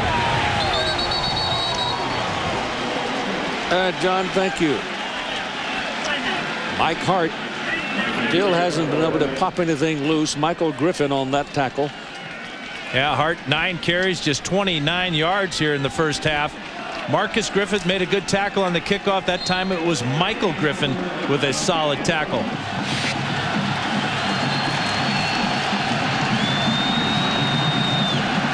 There, from Austin, Texas, Michael is. He's stayed at home. 3rd down and a long one. Preston, who had played quarterback in high school, lined up in the deep back position. Ball snapped to him, and he went to the sidelines. There was nothing out there but white shirts, and he does not get the first down. Brian Robinson looked to be the first man who got there. Now Preston is very fast, but so is Greg Robinson's defense. At the tailback position, running short side of the field. Michael Hart a little bit late on his block, and just too many white shirts for Stephen Preston. And they'll have to punt. Adam Finley is standing inside his 20 and waiting for it for the Texas Longhorns is Lamont Taylor, who's the speed burner, the tailback. And the kick's out of there. It's a pretty good spin on it, but it's low, and he gives him a fumbled it. Ball knocked. He's knocked off the ball, and now the scramble's on. Michigan's got it. Now that's why a lot of coaches are reluctant to put freshmen in the ball games. We've seen a number of them today and playing very well, but Lamont Taylor on that tail-dragging punt with a lot of spin on it. The ball spun right out of his hands. Had to move a long way to go get it. His eyes come off it. He drops it, and the maize and blue pounces on it. Anton Campbell. Mr. Kelly Hayes right on that one. Yeah, Anton Campbell, one of the special team stars for Mike DeBoard. The huge recovery. Ball is just inside the 34 of Texas with 2:36 to go in the first half. Any back. Throws, and it is caught, and there's a loss on the play of a yard. He went to Massaquoi, the tight end, but he had a traveling companion, and he was taken down by Eric Hall for a loss. You know, Texas in their secondary, Keith, they play so deep. They do not come up and press the wide receivers very often, and after Edwards burned Giger on the touchdown reception, they're playing even deeper and favoring Edwards' side of the field. Every time Braylon's moved, there's been a Longhorn go with it. That's why they miss Avant. And his pass is in the air to the end zone. Long gone. No chance. Edwards was cut off, went back into the middle of the field. Wound up. He looked like he was going for the left corner, then cut back toward the post, and by then the ball was away. Yeah, it had to get away, Keith, because there was a lot of pressure on Chad Henne. And there were also, at the end of that play, 2 Longhorns around Edwards. There's the hit. Again, it's middle linebacker Aaron Harris who has a sack in the ball game. That's why that ball was incomplete. They're making an effort to make sure that Chad Henne's britches are dirty by halftime. We've got a timeout. We got 1 minute and 48 seconds to go in the first half. 14-7 Horns.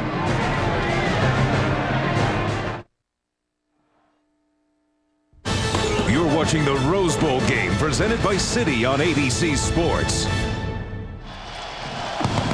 On 3rd down, 11 now. The Wolverines come up with Chad Henne going Under the center.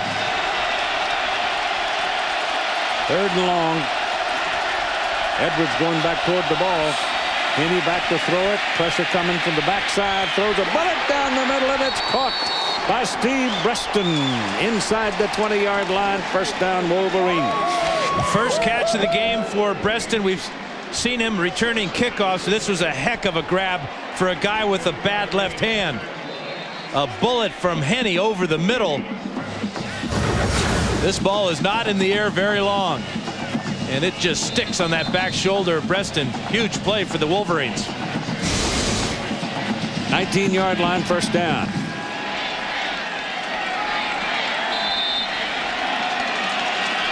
.128 and counting in the first half.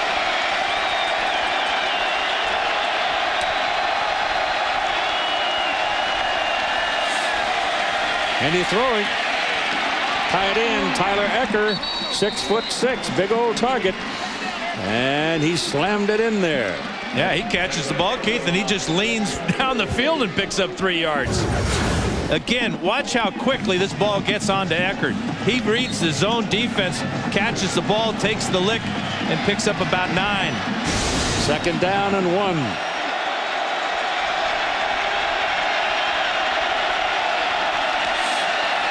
Give it a Hart. He's got the first down. They're going to give him the 8-yard line, I believe. Yeah, Michigan's going to burn their second timeout. That's a good move by Lloyd Carr after a heck of an effort by Mike Hart to scramble and pick up that first down. When we come back, the Michigan Wolverines will have 1st and goal at the Texas 8.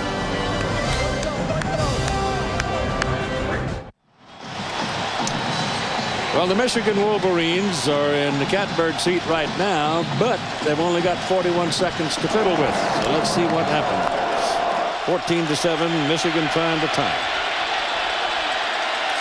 Henney back is throwing, got some heat coming, passes away, throws it away.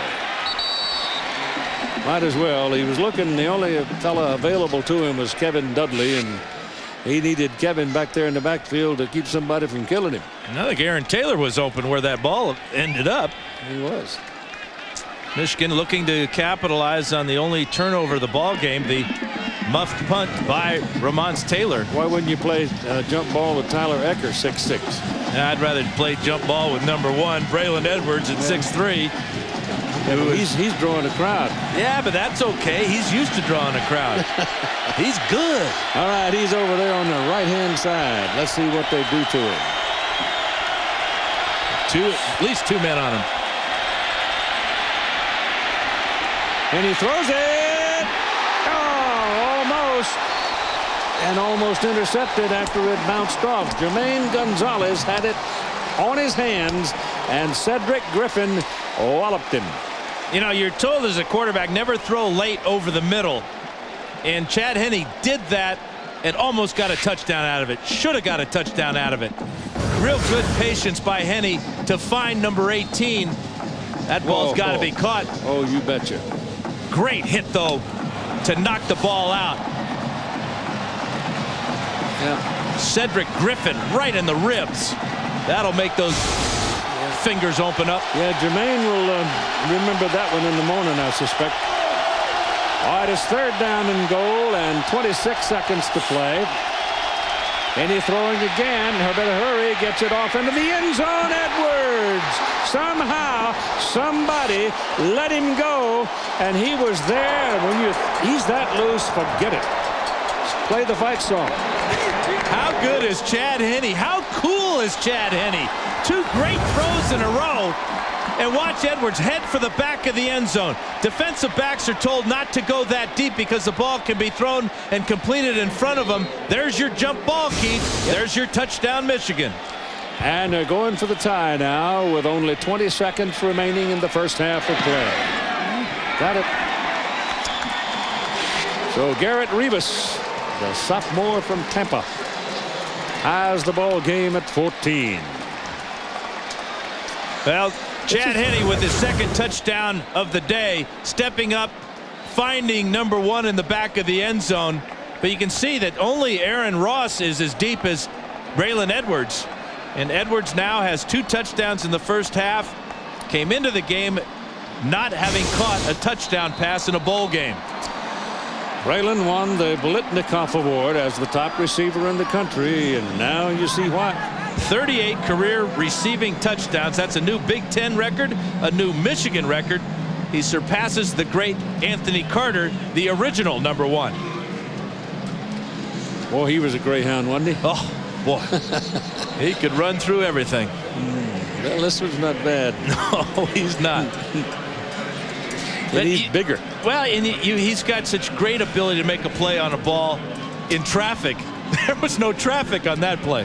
Do you ever lay in a quiet night on your ridge up in Oregon and think about, boy, if I was 25 again and had those kind of receivers to throw it to? I don't know, Keith. I had some pretty good guys myself.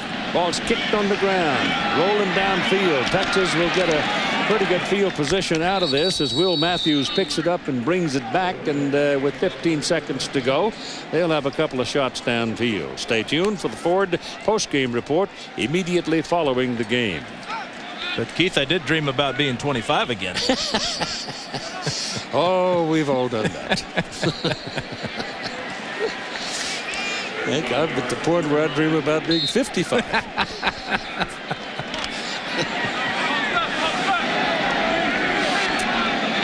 So here we go. First down. Texas ball. Their own 34. 15 seconds.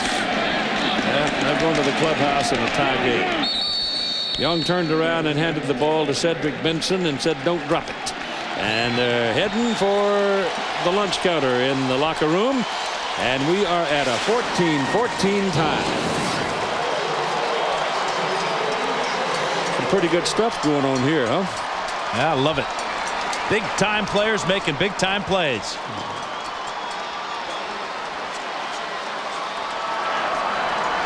Well, here's today's Nokia player comparison, taking a look at both the running backs here. Cedric Benson and Michael Hart both having a tough time getting underway. The plays have been made by quarterback Vince Young and by wide receiver Braylon Edwards. Now Todd Harris. All right, thank you, Keith. He's the coolest coach in the country. He comes in with a freshman quarterback, a freshman running back, but it's Braylon Edwards that is doing the job. Well, I think we've done a great job in the kicking game, Todd, and we've had some great field position for our defense because that offense is they give you a lot of problems. What do you have to do now that it's a tie game? You're starting all over again. What do you have to do in the second half to negate what Texas is doing? Well, we talked about when this game started. We want to come in here even or ahead. We're even. Now we got to play 30 minutes of the best football of the season. Good luck, Coach. Thank you. Keith. Coming up next, the Pontiac High Performance Halftime Show. After this message and a word from our ABC stations with the score. Texas 14, Michigan 14.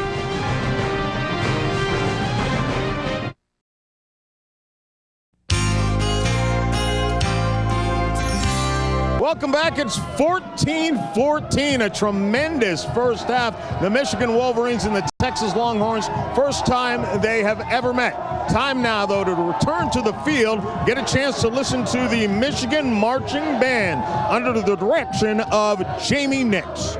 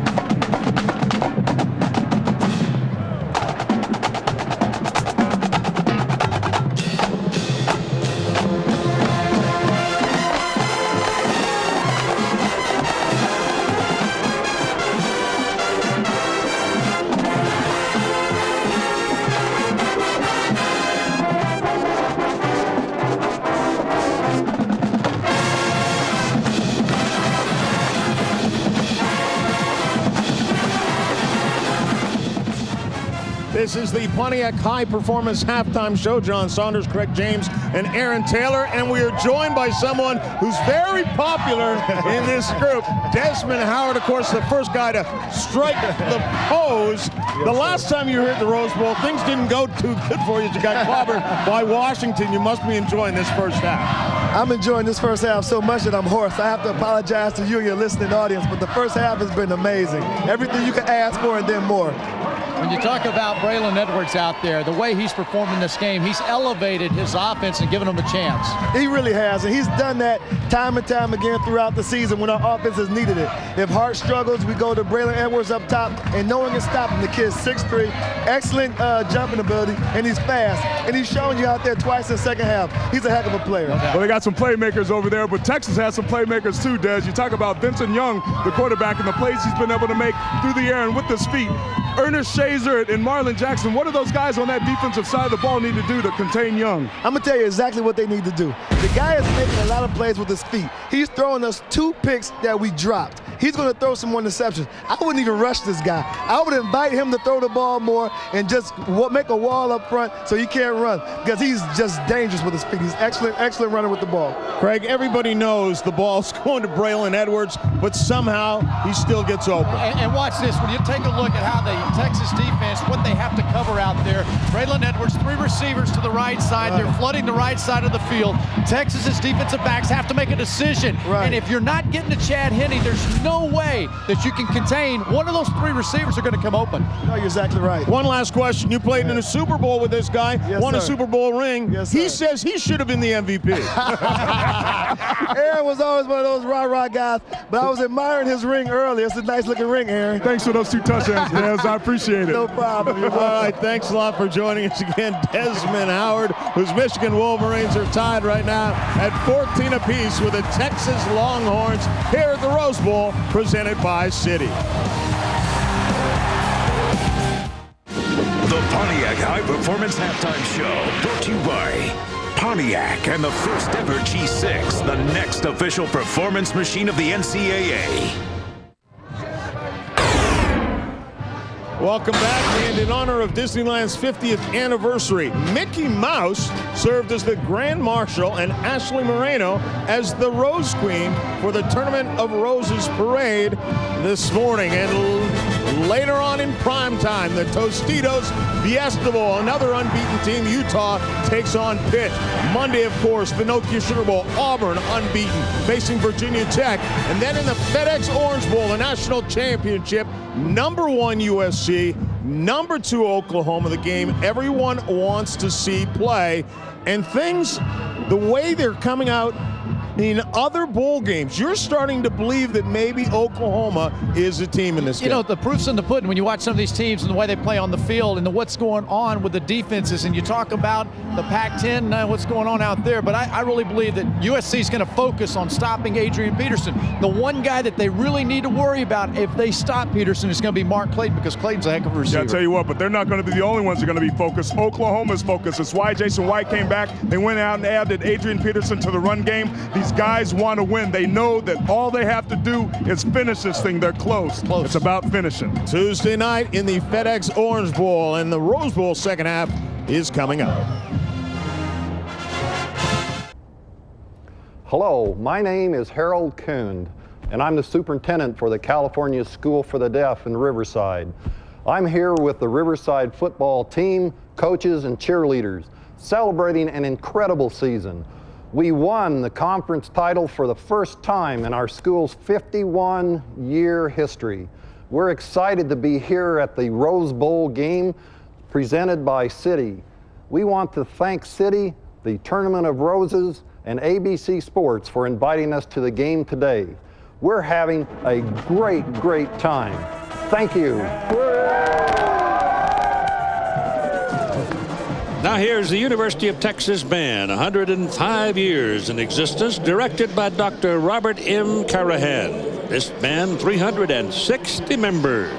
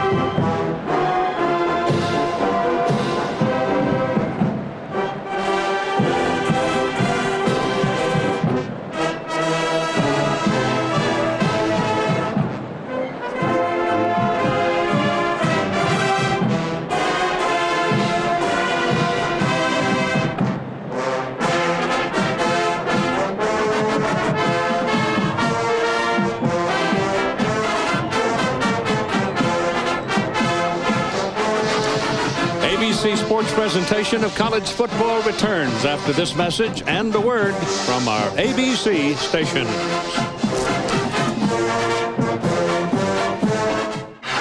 The Pontiac High Performance Halftime Show, brought to you by Pontiac and the game-changing performance of the year. Today is your last chance to vote at ESPN.com/Pontiac. The second half kicks off with a special video from Phil Collins after this from our ABC stations. 13 on Target Weather at WZZM13.com. To the SBC First Half Music Highlights featuring Phil Collins.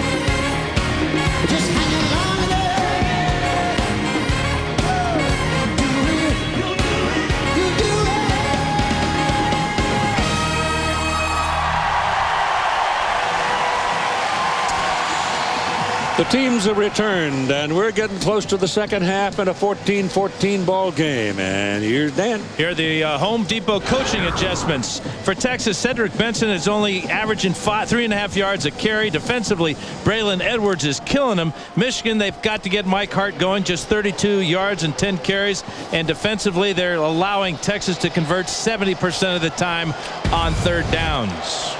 70%? 7 out of 10. Whoa. Nienberg kicked it off. Taken at the 6-yard line by Romance Taylor. And the speed burner gets it out across the 25, up near the 27. Well, here's today's City game summary. You can see that Michigan not doing anything on the ground. The big play in the first half, of course, was that turnover, that muff punt by Romance Taylor that Michigan capitalized on to tie the ball game at 14-all.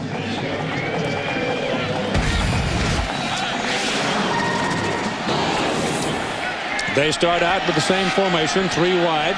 Shotgun for the quarterback, Vince Young. And again, he has time to throw it, and he missed him. He missed the receiver, Jeffrey, coming open down the middle of the field.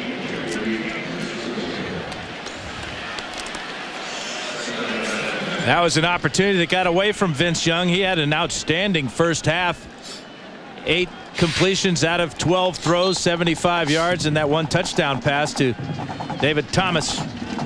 But that would have been a great way to start the second half. That would have put the ball out by midfield. Well, this has the making of a last mistake loses kind of a ball game. It's 2nd down and 10. Young's going to run it, and the Wolverines jumping. Maybe short of the line of scrimmage. Lamar Woodley, first man to hit him. Let's go back to the first half and check out Vince Young. His 20-yard touchdown run. He rushed 9 times for 57 yards, but he got it done through the air as well. On that drive, he was a perfect 5 for 5, capping it off with that 11-yard touchdown pass to David Thomas. Probably was a little easier to convince some of the Michigan defenders to stay in their lanes, stay where the game plan is, because that time they just stuffed him. He looks for that little short pass, though, and there it is. It's available to him. He completes it to Bo Scaife, and that'll be a first down. Well, of his 9 completions rather, Scaife has 3 of them, and the other tight end, Thomas, has 2 of them. He appears to be shaken up just a bit, though. Another crossing route for a Texas tight end, and with that size, Scaife picks up the first down easily. Lawrence Reed left the ball game, seemed to be shaken up a bit. Prescott Burgess is behind him, and Burgess is one of those with such high promise among the young ones. They give the ball to Benson, and Benson is right at the line of scrimmage as McClintock is there to put a hit on him. Benson is one of those kind of running backs, though. You just keep beating on him, and he keeps beating on you, and you keep holding on to him, and he hadn't done much all day, and then all of a sudden you're looking at his hip pocket. Yeah, only 5,500 yards rushing in his great Texas career. That's a lot of beating both ways. You got it. 2nd down and 9. It's actually 10. It's a matter of inches. They letting him get loose. He throws the ball this time on the run, and he throws it behind Will Matthews. Here's Todd Harris. Coach, it looked like you found a way to stop their running game and the rest of their game except Braylon Edwards. What do you do in the second half to shut him down? There's a reason he's the best player in the country at wide receiver. They're doing a lot of different things with him in formations to give us a tough time. We've got to continue to stop the running game. We've got to get more pressure on Chad, and I think that's the key. We've got to do a better job with field position. 2 long kickoff returns for them, the fumble, or we're probably up 21-7. So what I told the guys at halftime, great Rose Bowl. It's the way Texas and Michigan ought to be. 2 of the best programs in the country. 30 minutes to win. Let's go play. Good luck. Thanks, guys. Young loose. I mean, really loose. Touchdown. No flags.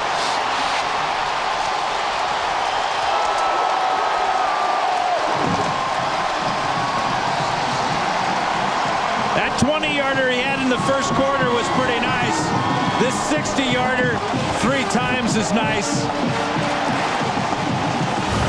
I mean, he just shocks Michigan with this play. In the shotgun formation. Ad-libbing, seeing the opening, taking it, and then making people miss. Making good people miss. Marlon Jackson, and then outrunning Hall to the end zone. Wow. Dusty Mangum for the point. Good. 21-14 Texas at 12:53 to go in the 3rd quarter. A spectacular run by Vince Young.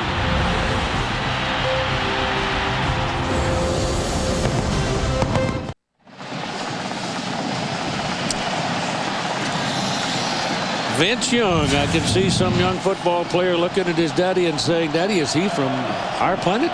He's really something. You know, that 70% we were talking about. Well, they converted 2 3rd and longs on that drive. At the 7-yard line, Breston, and Steve's got a hole. Another big return for Steve Breston. And another Michigan drive will start right at midfield. 4th time in this ball game for Michigan. Monday night at 8 Eastern, you'll have undefeated Auburn. The Tigers meeting Virginia Tech in the Nokia Sugar Bowl in New Orleans. And Tuesday night, also at 8 Eastern, #1 USC. Southern California battling #2 Oklahoma for the national championship in the FedEx Orange Bowl. That's here on ABC Sports. And it will be my distinct privilege to sit in my rocking chair and watch it. Well, I got one too, my friend.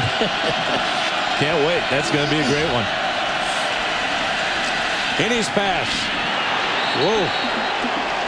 Braylon Edwards took a pretty good lick from the defenders. Yeah, ball was thrown up the field for Edwards. He stopped short on his hook route. And he's lucky this ball wasn't picked off. But the Texas defenders are so intent on doing just that. Aaron Harris having a heck of an afternoon as he drops #1. And it's 2nd down and 10. And Braylon may have a little ringing sound in his helmet.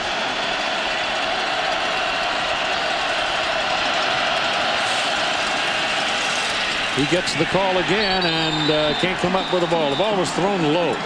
Guess who was all over him? 2 on 1. And it's just one guy with the #2. Aaron Harris with another play. Ball again not on target from Chad Henne to Braylon Edwards. Braylon's talking to himself. Look at this effort by Harris to come from the middle of the field to break up that play. The ball resting right at the midfield stripe. That's 3rd down and 10, and Michigan spends a timeout. That first timeout comes at 12:38 to play in the third quarter.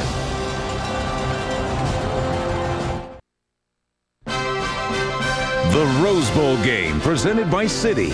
This ABC Sports exclusive presentation brought to you by Citi. Credit card and financial tools to help you live richly. Dodge. You can take life as it comes, or you can grab life by the horns. Taco Bell. Think outside the bun. And Allstate. Are you in good hands?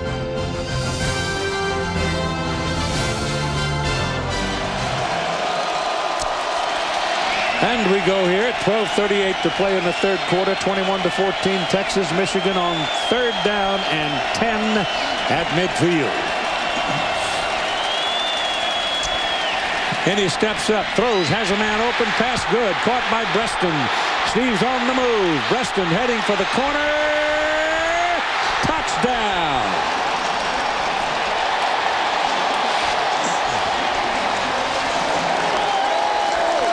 Steve Breston is an exciting football player, and he finally got a chance.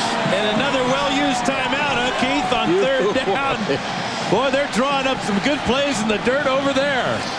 All this speed by Steve Breston. Just his third touchdown of the year.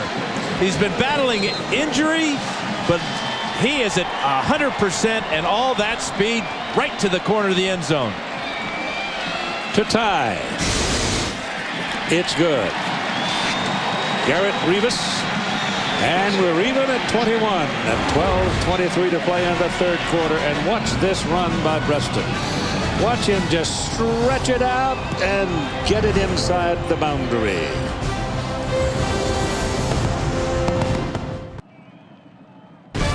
You're watching the Rose Bowl game presented by Citi on ABC Sports. 21-21 tie. Oh, we might be here a while. Fine with me. Michigan kicking off now. Nienberg. Troy hits it. Out of air under it. Received at the 5-yard line by Romance Taylor. And he comes bolting out to the 25. 26 they'll give him. You know how important that kickoff return by Steve Breston was. That put Michigan great field position. Then on 3rd and 10, they get the touchdown out of Breston. That's the first touchdown allowed by Texas in the third quarter all season. They had only given up a field goal until that great play. Well, they're playing a pretty good team. In a pretty good place. Young sets up to go deep. Throws and he gets him. No, ball comes out. He had the ball in his hands, but Marlon Jackson knocked it away from Tony Jeffrey. Yeah, you knock it away and then you talk trash. And you're entitled to talk trash. Jackson is not challenged very often. It's a deep comeback route by Tony Jeffrey. Great reaction by Jackson. Again, a ball that should have been caught, but how smart was that move by Jackson to rip from the bottom up, knock the ball loose. And it's 2nd down and 10.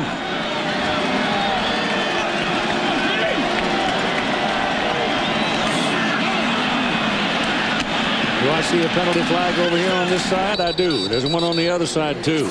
Yeah, Scott McClintock trying to time his blitz was too fast. He made the tackle on the play, but it's going to cost the Wolverines 5 yards.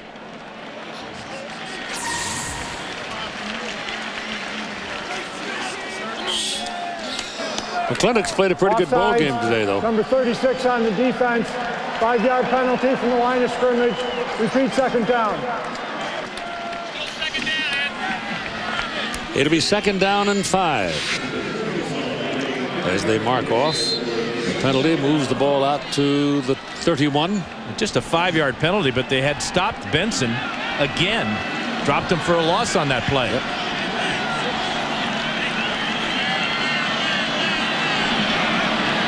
Lima Swede is the wideout on this side, number 4.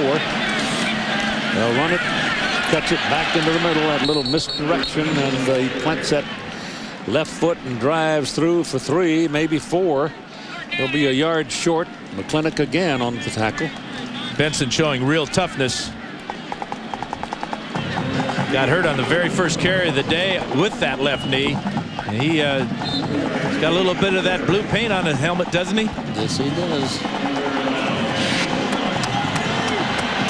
I think he might have washed it in the clubhouse, though, trying to get most of it off. 3rd down, long 1. Little quick stand up. Incomplete. And Lima Swede will remember that one as Leon Hall came over and hit him in the whiskers. I think Leon Hall will pleasantly remember it as well. The ball was thrown high, and Limas is 6'5". He's not caught a pass yet. Boy, he caught all of that maize and blue helmet. Yeah, he might have a fat lip after that one. Woo. Richmond McGee to punt. Preston is waiting. McGee gets a good one out of there. Preston looking around. One man coming downfield, takes away his legs, and down he goes by the pursuit. Michael Griffin again with a hit.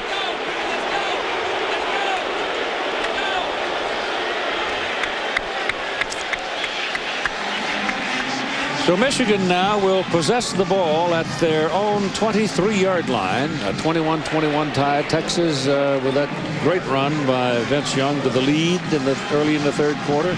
Michigan comes back with a great pass run to Preston. And now here's Michigan to repossess it. It's Sunday night ESPN as its final NFL game of the season. And you've got a couple of rookies that go to be center stage. I'll tell you about it in a minute. Ball is thrown underneath. Ball is caught by Tyler Ecker. That's the 2nd catch of the game for the big tight end. And he's a yard or so short of the 1st down. But the football game on ESPN Sunday night, the last one of the season, will have Julius Jones and the Dallas Cowboys against Eli Manning and the New York Giants. So more information, you can log on to ESPN.com. That Jones has had a heck of a season. Yeah, he has.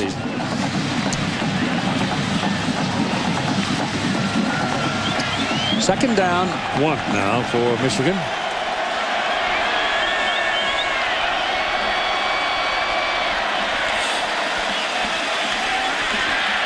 It's Max Martin in the backfield to carry, number 23. He's a freshman out of Madison, Alabama. And he picks up the 1st down. Michael Huff on the tackle. Michael Huff. Yeah, Max Martin, another true freshman. He's got a lot more size than Mike Hart. But once he gets a hold of things a little bit better, Terry Malone says he's like a big colt back there, just ready to run anywhere. Great speed, great size. 1st down, 35. There goes Martin again. And he's going to have 6-7 yards on that carry. He just dropped those shoulders and just took off. Nothing fancy at all. It was kind of, here I come, boys. Try to stop me. Yeah, and he's smart. He's running behind the great blocking fullback Kevin Dudley of Michigan. That time Dudley was taking care of Derek Johnson. Not called Derek Johnson's name a lot. Watch number 32 right in front of Martin. Just pinned Johnson to the ground. 2nd down and 3. Kenny's pass. Whoa, my goodness. He threw that and completed it to Braylon Edwards, and Braylon's probably going to say Chad. There's other folks wearing blue out here, but he took another lick. Well, his number is now 0.1. Crowd today for the 91st Rose Bowl, 93,468. Not bad on a semi-rainy day in Southern California. We came out here this morning, had a little sprinkling of snow up on the San Gabriel. It's about a half a yard short. Well, I'll tell you what, There were a lot of pink noses that were up and down the streets, Orange Grove Boulevard in Colorado this morning when the Rose Parade started. It was brisk there last night. Got down to about 40, 41. And Henny ought to get in the hip pocket of his center, David Boss, to pick up this first down on the sneak. Leads about a foot.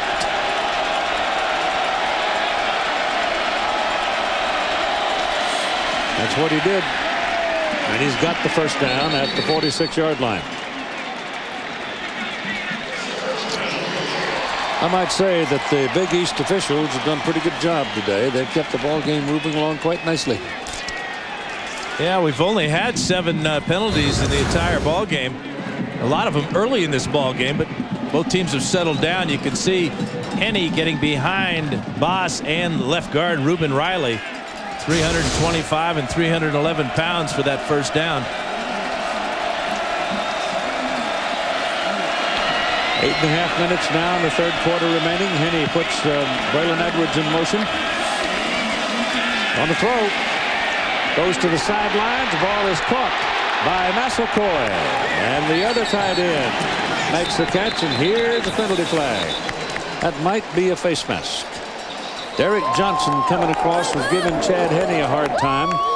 But he got the ball to Massaquoi, and Tim made a nice catch. This ball had to be thrown just where it was.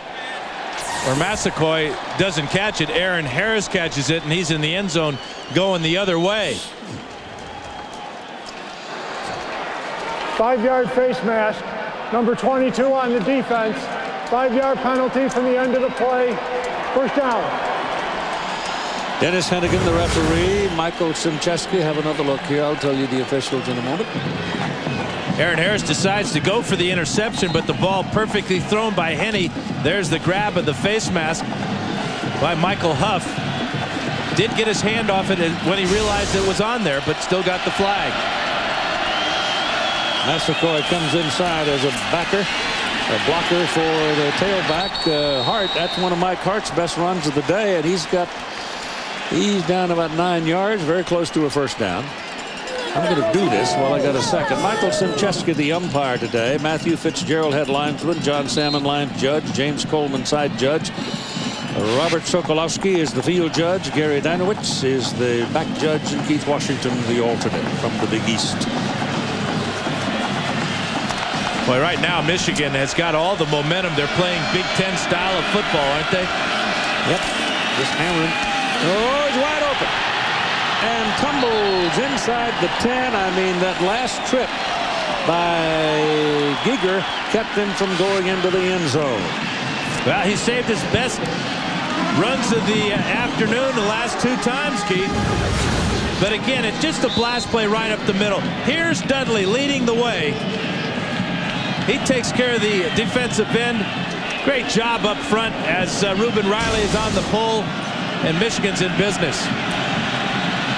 Going for the lead here. They've got it first and goal at the 9. It's Hart, and he's down at the 9.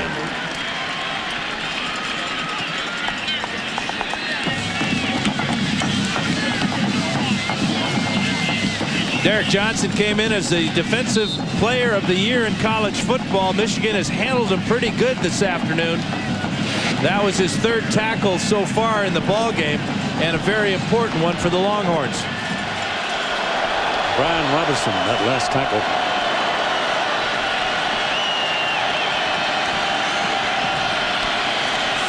On the throw, got a man, Edwards, touchdown.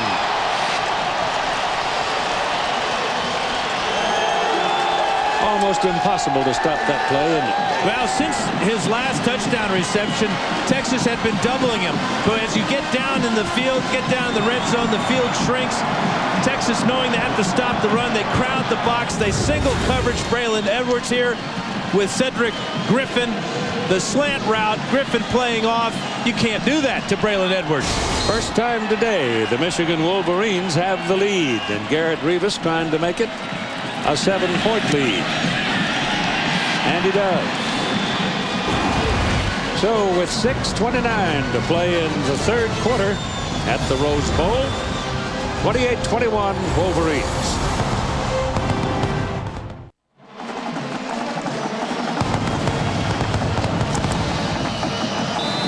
So the Wolverines go to the lead 28-21, and we'll kick it off.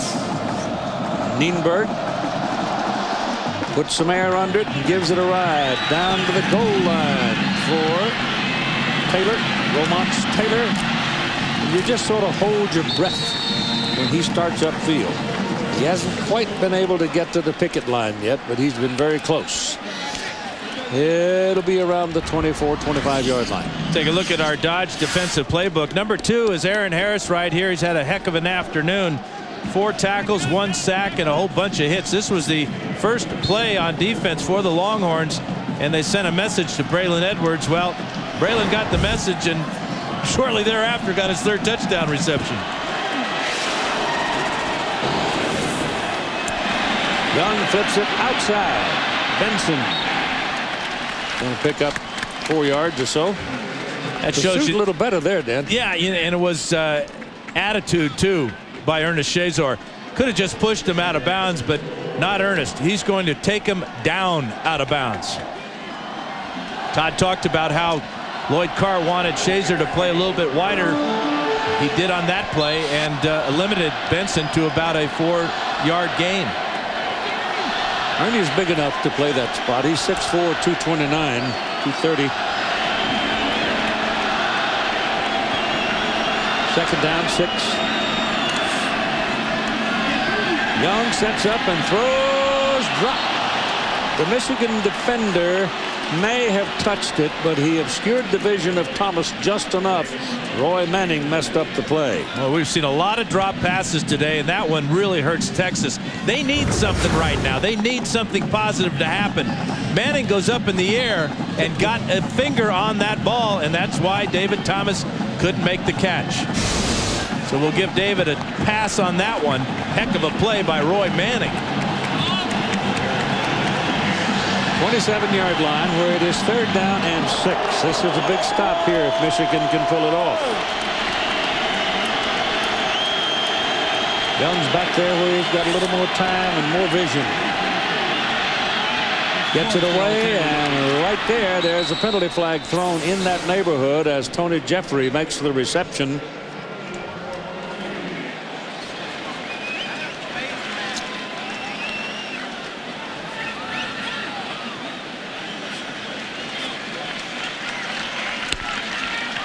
Face mask against Michigan.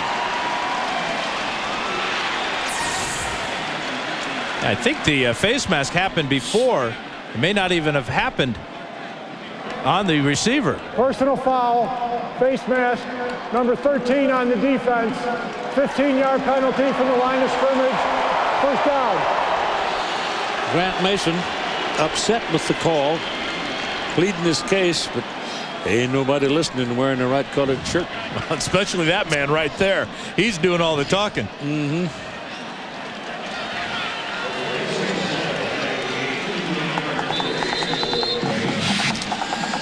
And he can talk. And he must listen. Mr. Mason. 42-yard line where it is a first down for Texas. They trail for the first time today, and the Wolverines are caught in the neutral zone. They were trying to time the blitz. It's a free play here for Vince Young, and he now will take the offside call. Serratos was the fellow who got caught. Yeah, it's just like Scott McClintock trying to time Vince Young's cadence, and that's just going to make this man furious. Offsides, number 59 on the defense. 5-yard penalty from the line of scrimmage. Repeat first down. Get a penalty, get a ball and out. And don't walk away either. He's not done.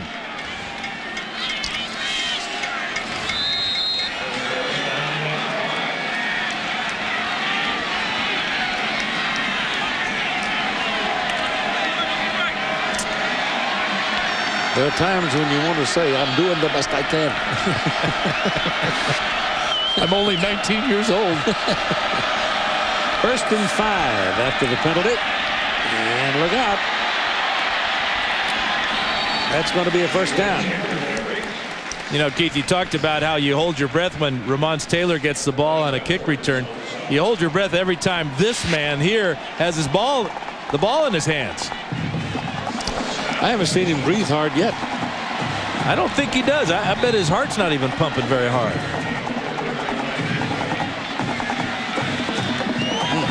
You know, and he's already over 1,000 yards rushing on the year, 1,010 yards. First and 10. The ball's now on the Michigan side at the 46. Young's pass down the middle, intercepted by Prescott Burgess. And Burgess takes it back to the Texas 45. Young came over and knocked him out.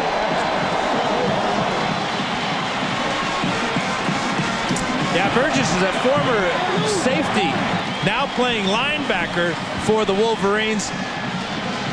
And he got a good deep drop. Here he is right here. He's going to drop back and just read the eyes of the quarterback. And then snatch that ball out of the air. And again, Michigan will have great field position to start a drive. Looked like Thomas might have been open down the middle. Ball thrown short by Young. They will start at the Texas 45. Hart, the deep man. Heaney wants to throw. Swings it outside to Mike Hart. And he eludes that first one and will wind up with about 3 yards. Boy, and he just delighted the Michigan sideline. You could hear them all cheering when he made Cedric Griffin rather, miss on the sideline. Just a short gain, but a heck of a move by Mike Hart. Larry Dibbles, that big old tackle's the one that brought him down. Now Max Martin is in there at tailback for Michigan, giving Hart a little rest. Henny now with 4 touchdown passes ties the Rose Bowl game record. Braylon Edwards has set a new Rose Bowl game record with his 3rd touchdown reception. So there's a lot of records being nibbled at here. Ball is given to Martin. Oh, it fumbled, and the Texas player knocked it out of bounds. Derek Johnson got it loose, and there's that patented reach around and knocked the ball loose by Derek Johnson. But the last man to possess the ball was Max Martin, and it remains Michigan's ball. Yeah, that's that bolo punch that Benson has. That's 9 times this year he has forced a fumble. That's a new NCAA record.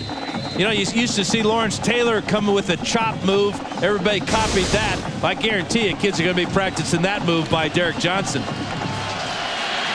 First down, Wolverines. Ball is marked down at the 33. And he throws quickly to Edwards, and there's a man right there on him, and Braylon Edwards will pick up about a yard or so.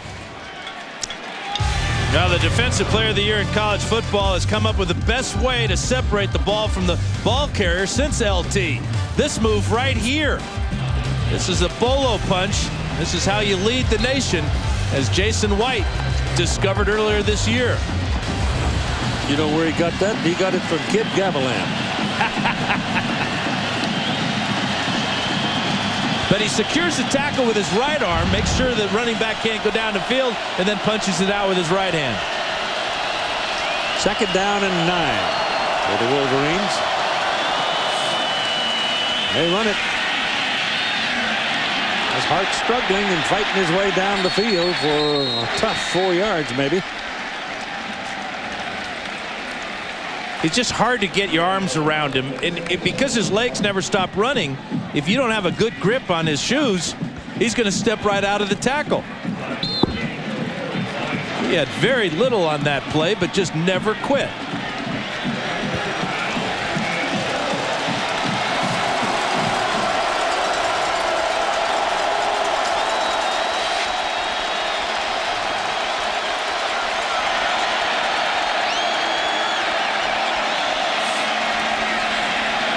To the sidelines, a man is open and he missed him. Jermaine Gonzalez was 3-4 yards clear, and Henny missed him. Perhaps his worst throw of the day. came on a big 3rd down, but Gonzalez was open by a good 3 or 4 yards. And enter Garrett Rivas on 4th down. Well, you're just not going to get a wide receiver on an out route any more wide open than that. You can see that Rivas well within his range, 12 out of 16 from this area of the field. The snapper is Ross Mann. Adam Findlay, the punter, holds, and Garrett Rivas now trying to give his team a 10-point lead. It's good. Just made it.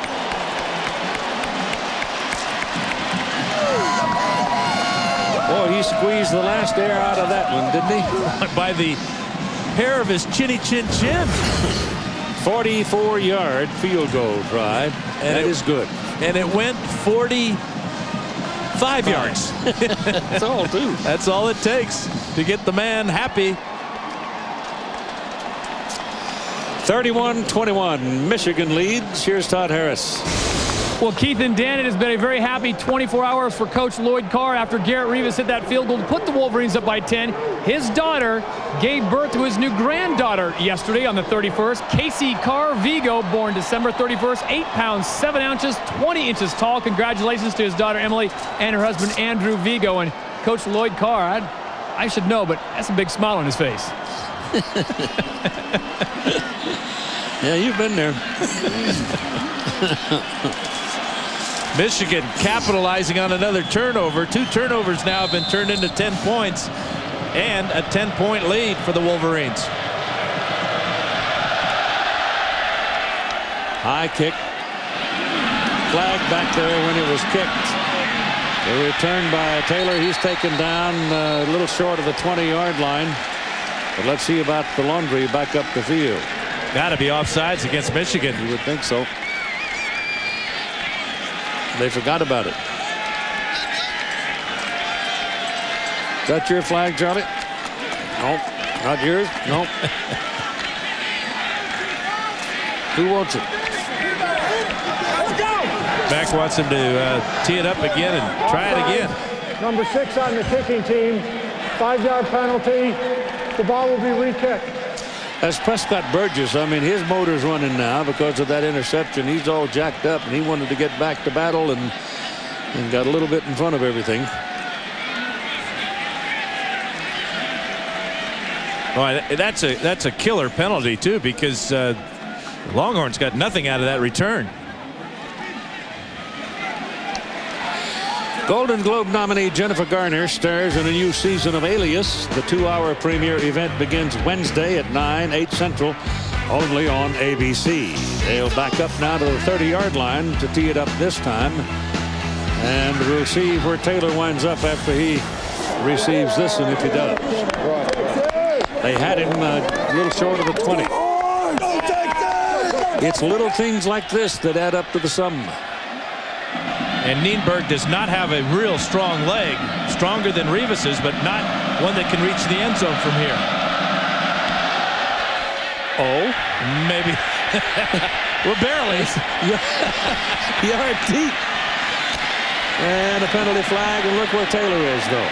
Look where Taylor is. The ball comes out on the sideline, but they're going to call that one down. He's out beyond the 30-yard line, but there's penalty flags all over the field, and that's very likely a push in the back. And the penalty flags are in the middle of the field, nowhere near where the return was happening. All the blocking trying to knock down the wedge.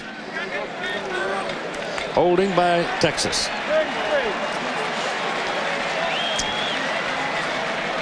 So I apologize to young Troy Nienberg. Did indeed reach the end zone from the 30. But Taylor moved it 10-12 yards farther up the field, but the penalty is going to take care of that. Aerial coverage of the Rose Bowl game presented by Citi and being brought to you by Tostitos. Pittsburgh and Utah over in the Fiesta Bowl tonight. You'll see it right here on ABC as soon as we get through. From the 21. Young throws. trying to get him some one-on-one out there, and it worked for them. It was Ramont Taylor, the tailback, who had gone out into that wide spot. Michigan had one man out there covering him, and then he was picked off, and the play results in 7 yards. He's lined up as a wide receiver, trying to get a block here from Tony Jeffrey. And there's that burst of speed by Taylor. He's going to be very involved in this Longhorn offense next year with the graduation of Cedric Benson. That's a play that I saw Texas Tech use the other night, time after time. So did Cal. So did Cal, yeah. Boy, and it worked. I mean, it worked. And it worked again here. 30-yard line. It's just a long pitch out, I guess, huh? Well, when you have a wide receiver with running skills like Taylor, it's a very smart play. You get your wide receivers out in front. And these Texas wide receivers are used to blocking. They don't catch a lot of passes. Tony Jeffrey, their leading receiver on the year with just 29 coming in. They're primarily here to block for Benson and Young, and that time Taylor. So it's 3rd down and 1. Benson got it. That little skip move that he has, and he does it with power. Will Matthews helping him along, and the first down is easy. And when you've gained as many yards as Cedric Benson has, you're going to be patient, especially on 3rd and short. Let your blocking develop. Let your fullback take care of the linebacker, as Matthews does that time on Burgess. Here's that little skip move right to the outside, then up the field. First down, Texas. On the 31. 36. Excuse me. 36. Young still got it. Shopping around. 2 men missing. 3 men missing. 4th one got it.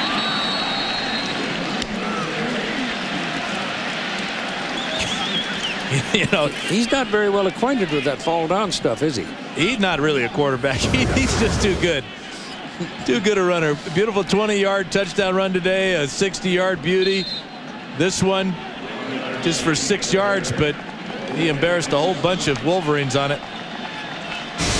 Time ticking away here at the close of the 3rd quarter. And we've reached it. It's Michigan 31, Texas 21 after 3 quarters of play. And ABC Sports presentation of college football will return after this message and a word from our ABC station.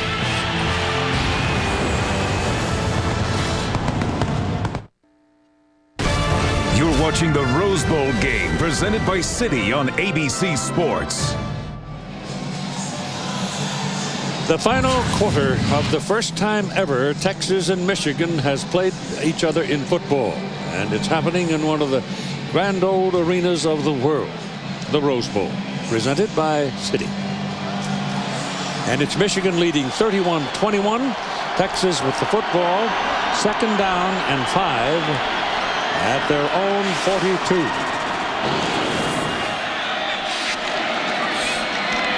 Vince Young, that little flip outside, and that one is not held by Cedric Benson. A lot of key plays in this ball game. Basically, it's been turnover and then scores. The story of this one.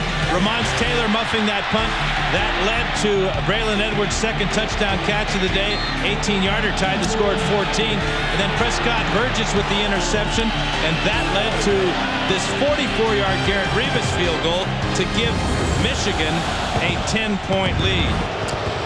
And it's 3rd down and 5 right here for Texas. They haven't been stopped too many times. Over 70% in the first half on 3rd down play. Oh, the blitz was coming. The pass was dropped by Will Matthews out of the backfield. And it was Marlon Jackson running downhill right into Vincent Young's face. And they'll have to punt it. Yeah, the corner blitz dialed up by Jim Herman couldn't have happened at a better time, because if Matthews catches this ball, he's still going to be short of the first down. But he doesn't catch it. Shazer is there to make sure with the hit. He heard the pounding hooves. And some big feet, too. 4th down for Richmond McGee. Steve Preston is waiting. little poisoning himself, but I'll tell you, that's a beautiful kick by McGee. That is really a good one. He had a lot of air under it, 46 yards and no return.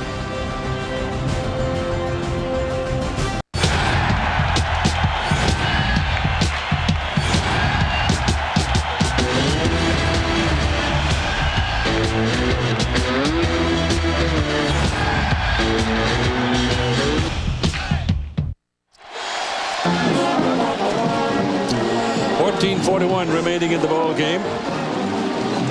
Michigan with the football now at their own 13-yard line. They had their stop. Now they got to get out of a hole here. There's not a whole lot of room at their back. They lead by 10. Kenny looking around, throws a bullet. Braylon Edwards catches it, and there are 5 Texans beating on him. Michigan has been very good protecting the ball all year long. They've only lost 9 fumbles on the season, been intercepted 12 times. They've got that +4 ratio, which is now up to +6, having taken the ball away from the Longhorns twice today. That reception was good for 4 yards at 2nd down and 6.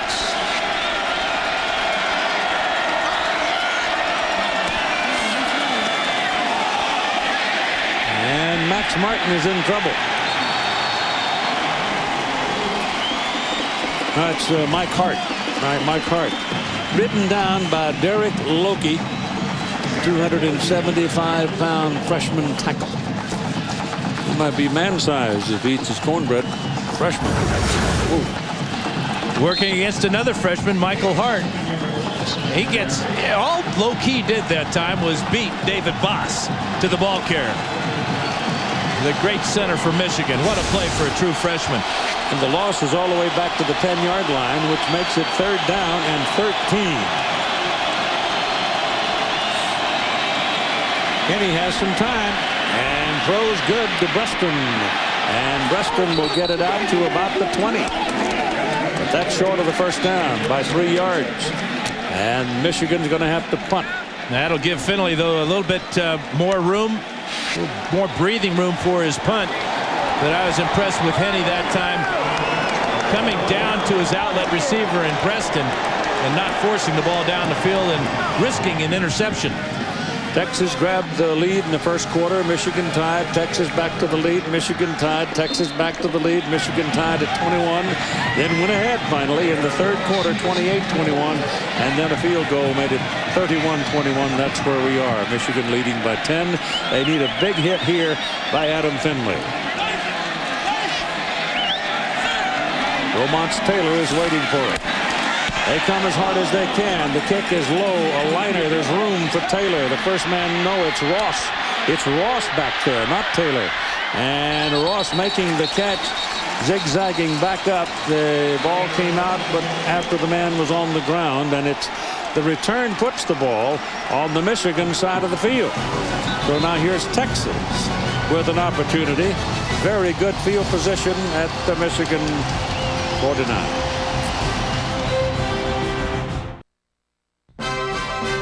The Rose Bowl game presented by Citi. This ABC Sports exclusive presentation brought to you by Citibank. Thank you from Citi, a new kind of rewards program from a card you can count on. Tostitos. Nothing brings people together like Tostitos chips and salsa. Tostitos. Share something good. The Home Depot. You can do it, we can help. And Chevy, an American revolution, supercharged for 2005. And with 12:59 to play by the length of the ball, it is on the Michigan side of the field as Texas comes up, 1st down. Cedric Benson is the single back behind Vince Young. Young looking around. Throws to the sidelines, has a man there clear, and the play's good for 9 yards. It's Tony Jeffrey.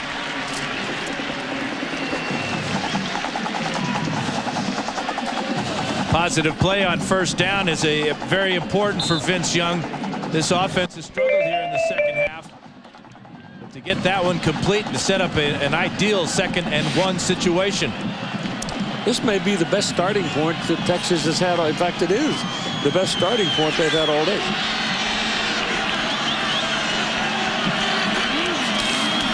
That's Benson. That's a first down. They keep wrestling with him and finally tumble into the sidelines, but he's sneaky quick when he goes to that slant off the outside there. He's got 5-6 yards on you before you know it. Yeah, he shifts gears very smoothly. Ryan Mundy with the tackle and takedown there in the Michigan bench. You got to have a tackle like that and a takedown. You always want to do it on your sideline. Oh, yes. Benson now 19 carries, Dan, for 66 yards. That's he's been averaging about 160 yards a game, so they've handled him some today.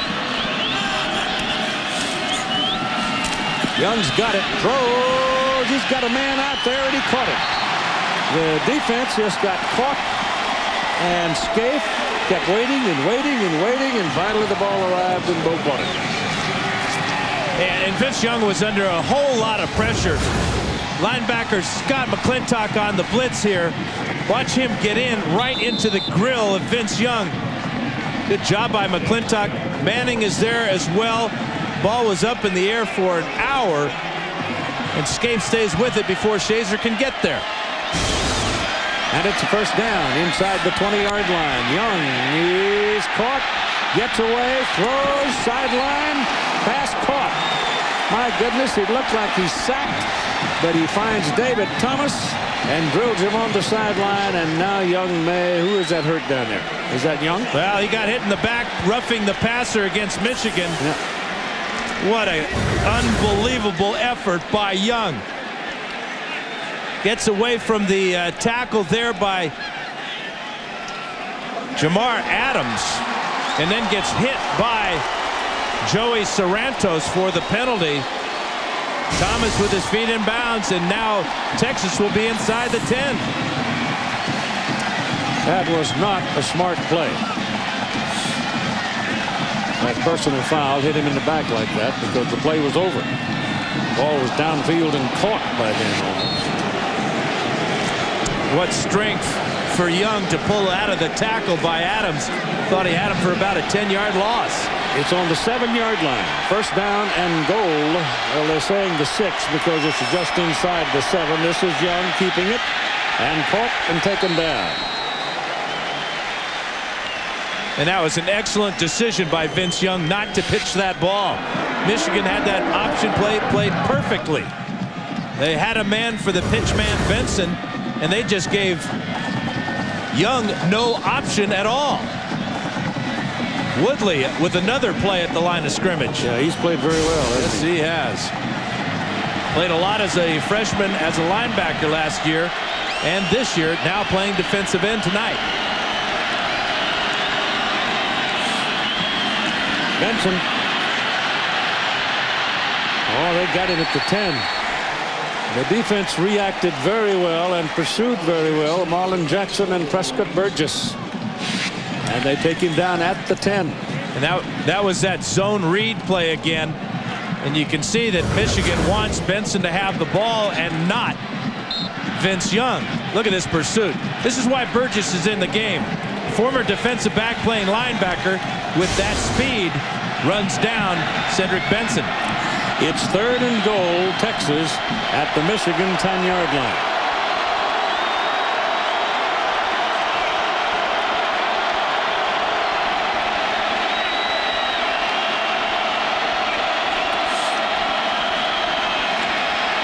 Young looking around, wants to throw and gets away and scores. No.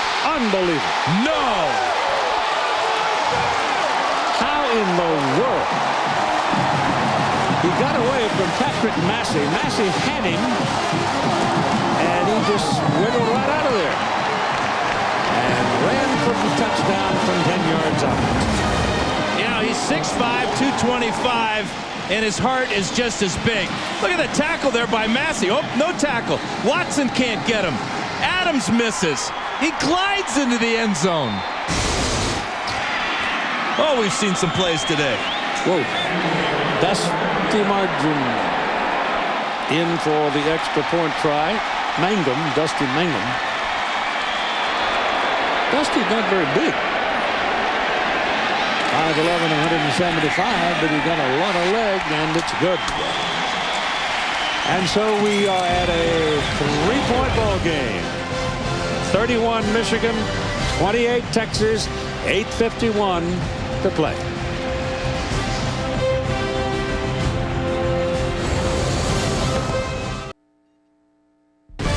You're watching the Rose Bowl game presented by City on ABC Sports.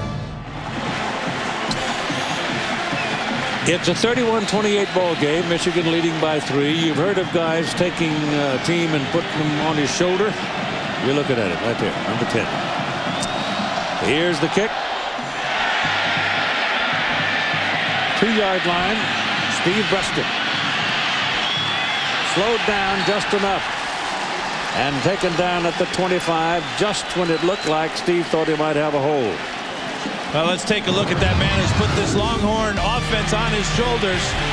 20-yard touchdown run for Vince Young. He's just been invincible in this ball game. 60 yards on this one. And then that remarkable 10-yarder right here just moments ago. He's responsible. He's thrown a touchdown pass as well, so he's had a hand or a foot or two in all 4 of Texas's touchdowns. Now let's see if Michigan can respond. Their 10-point lead is shrunk to 3.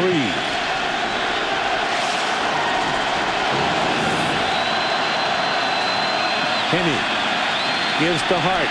Bounces outside, but he does so with a Longhorn hanging on to him, and he's not able to get much out of it. 4 yards. Ryan Robinson was the Texan that had a hold of him. He may have hurt him too, Keith. He got up limping a little bit. Let's see if Michael Hart can keep going. He's not putting any weight on that right leg, though. Preston has come back into the ball game for Michigan. Figuring they're going to gang up on Edwards. That's Preston in motion. Henne gets it away. Ball is caught. That's Edwards. And Braylon Edwards with another big play for the Wolverines. Will take it out across the 45 to the 46 and a first down. And it's another 100-yard receiving day for Braylon Edwards. 10 catches now, 111 yards.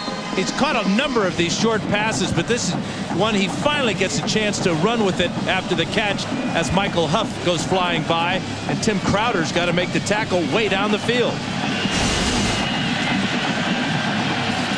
Call it the 45.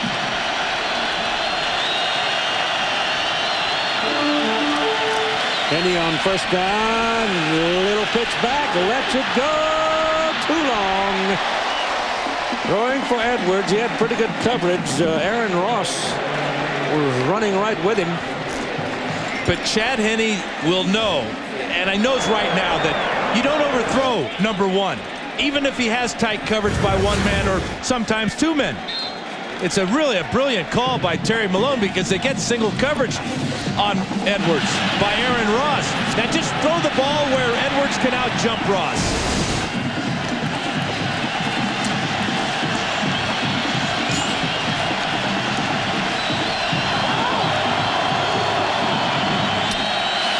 Carl Tabb is in there. And he's coming around on a fake reverse. Ball is handed off to Hart inside. And he didn't spread the defense a whole lot with that reverse action. And Hart was able to find enough room, however, to pick up the first down. So I guess any little crack you can make by misdirection helps. And absolutely. And it's good to see that Hart is okay cutting off his right leg right there to pick up that first down. You can see just how difficult it is to tackle him as Aaron Harris misses. Ball is inside the 45 of Texas now. And the ball is snapped directly back to Hart. It's Breston. Yeah, it's the Breston package. He had that one sequence in which he returned the ball to midfield and then scored on that long pass run. And he was a high school quarterback of some note, so he has no trouble going back in there and lining up deep. Yeah, he's got 254 all-purpose yards. And you can see just how difficult it is to find him and bring him down. They did that a couple of times when he was a freshman. And it worked.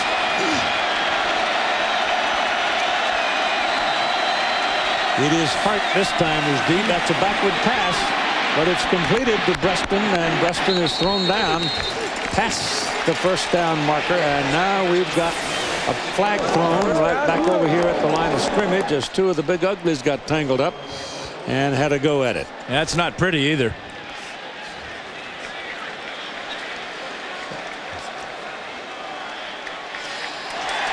That's a personal foul against Texas. That gets a wistful look out of Mac Brown.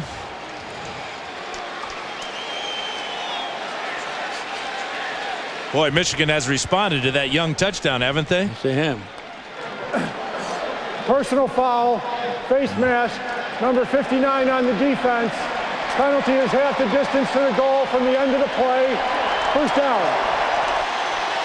So he's inside the 30-yard line, and that is a big penalty. Next weekend, the NFL playoffs kick off with a wild card Saturday on ABC. Coverage of our doubleheader begins at 4 Eastern, 1 Pacific, here on ABC Sports. Go Chargers. Yeah, how about that? Great day, great year for them. You know, going back is this penalty. Well, it's a 15-yarder. No, but from after the end of the play, so from where that last snap occurred, that is a huge. Just a killer. Yeah. And that play selection by offense coordinator Terry Malone was great. They put Edwards in motion to draw the coverage away from Preston and gave Preston single coverage. And it's just inside the 15-yard line. That's about 3, no more than that. Not even that much. Yeah, the game plan for Michigan was to run at number 11, Derek Johnson. They've done a good job of keeping him in control. He had that one great play where he forced the fumble, but Texas did not get the ball because it went out of bounds. Second down, still about 10, because he had hit the ground before he bounced.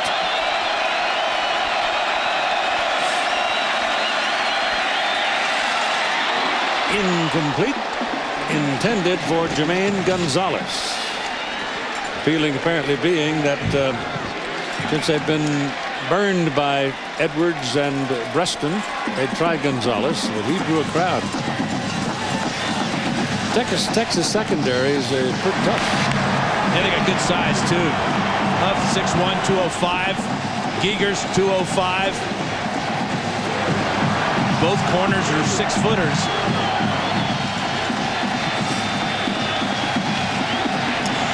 Third down. And call it 10.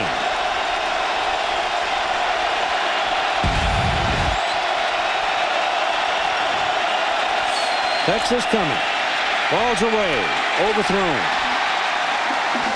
Intended for Edwards. Coverage by Griffin. And it's fourth down. Here comes Garrett Rivas. That was a great call by defensive coordinator Greg Robinson to bring the heat. Risky call because you got single coverage outside, but when Henny set that back foot, the Longhorns were right in his face, causing that overthrown ball. I got to believe old Greg's one of the possibilities for Syracuse. I don't know why I feel that way, but I do. A good choice for a lot of schools. You bet.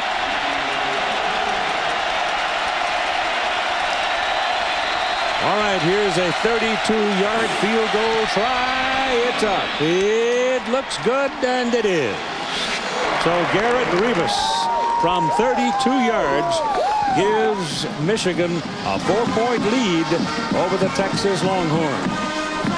6:09 to play.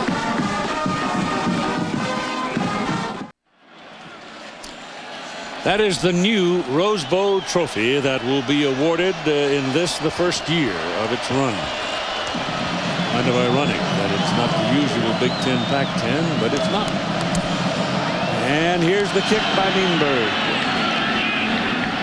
Line drive, back to the goal line goes Taylor. Look out, hole up the middle of the field, and he went for it. Got across the 30-yard line, and so the Longhorns now trailing by 6. Start with pretty good field position. Well, they took advantage of great field position last time they had the ball, going 50 yards and having it capped off by Vince Young. Look at this afternoon and evening for this young man. Dennis Hennigan just threw that ball out of the game. I mean, we probably worn that one out. Let's give us another. So here come the Horns, down by 6. They got 6 minutes and 3 seconds on the clock.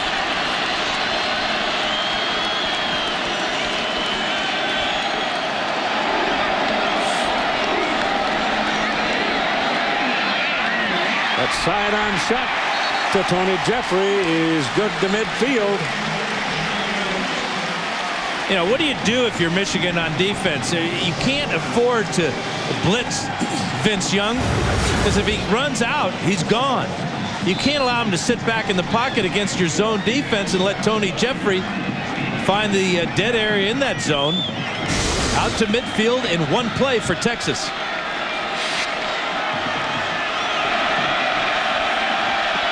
When you're getting 17, 18 yards of play, that'll get it done all right. Here he comes now. He almost starts to break out, sees the man downfield. The pass is completed to David Thomas. David Thomas rumbles on down inside the 25-yard line. In 2 plays now, they're sitting down on the Michigan 23. Offensive line giving Young a lot of time to throw. But look how wide open after Young breaks the pocket his tight end is. Gets behind Pierre Woods, and Marlon Jackson's got to come up to make the tackle. And that tackle hurt Jackson. Yeah, it did. Marlon got up pretty tenderly. Boy, if I was Texas right now, I'd go after him with Lima Swede down at the bottom of the screen. Look at him. He's groggy. He may be checking the play right now. He changed it at the line of scrimmage. Rolls it left, though. Look at this. Look out. There's your touchdown.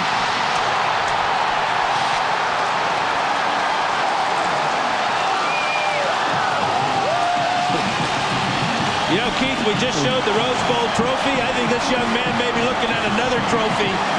That stiff arm trophy, you know, they give away back in New York. Yeah. That is definitely in his future. What a game Vince Young has had. Run all the way. He's pointing to who wants to block for him. He doesn't need blocking. One block. Tony Jeffrey, touchdown, Texas.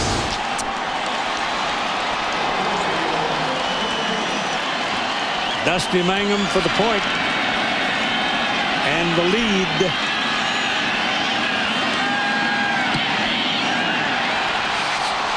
Squeezed it up and through. It wasn't terribly decisive, but it worked. And it's Texas 35, Michigan 34. You got 4 minutes and 56 seconds to play. Ooh-wee.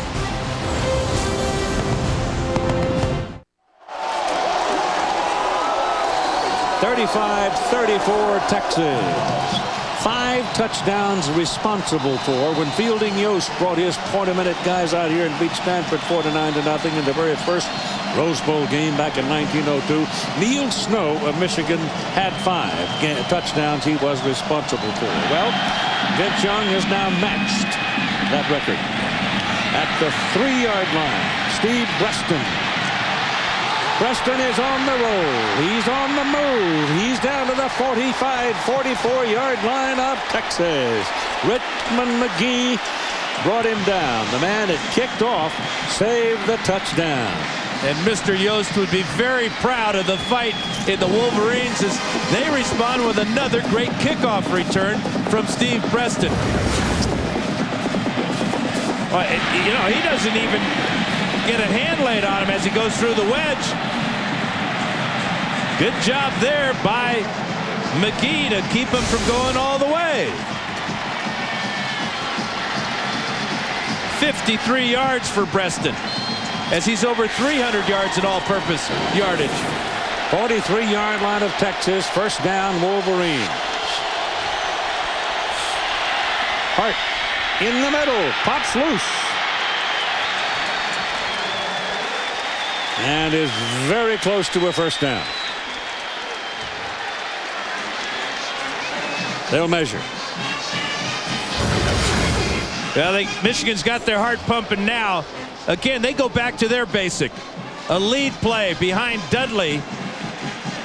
And Hart picks up 10 yards.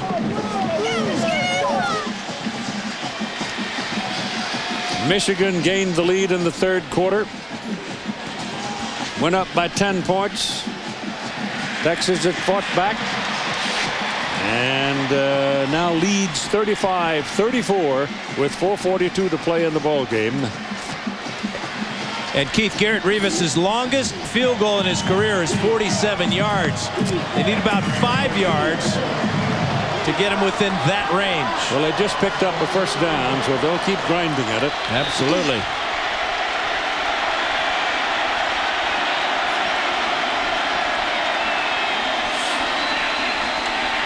Hart ran right over the top of a Longhorn that had penetrated the backfield, just stepped over him and wound up.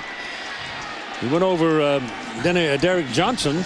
That's remarkable in itself. That's not just any old linebacker. That's the Nagurski winner and the Butkus winner. Picked up 3 yards.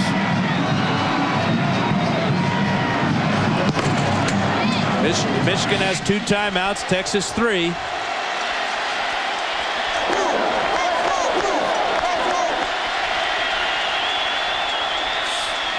Hard again. Grind away. And he gets down to the 25. It'll be 3rd down and 2. And he's not picky about who he breaks his tackles with. Tim Crowder, defensive end, number 80, couldn't bring him down.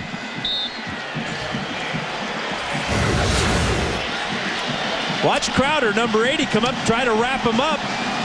He gets lower than Cedric Griffin and gets close to a first down. Get out of the pads. Low slung, strong guy like that can do you some damage. Kenny now wants fullback to move a little bit. Roll out, pressure coming from the back. Ball thrown, no good. Braylon Edwards, the ball was thrown very hard, and he had to lay out for it and just simply couldn't reel it in. So now you have 4th down and 2. And you got to kick it.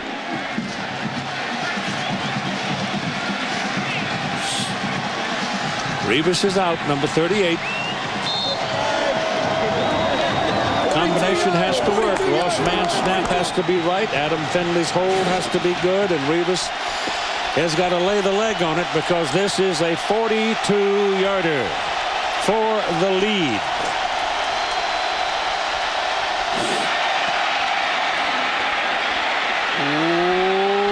It's good. That was a squeezer. But it counts. And so the Michigan Wolverines have gone back to the lead on this 42-yard field goal by Garrett Rivas.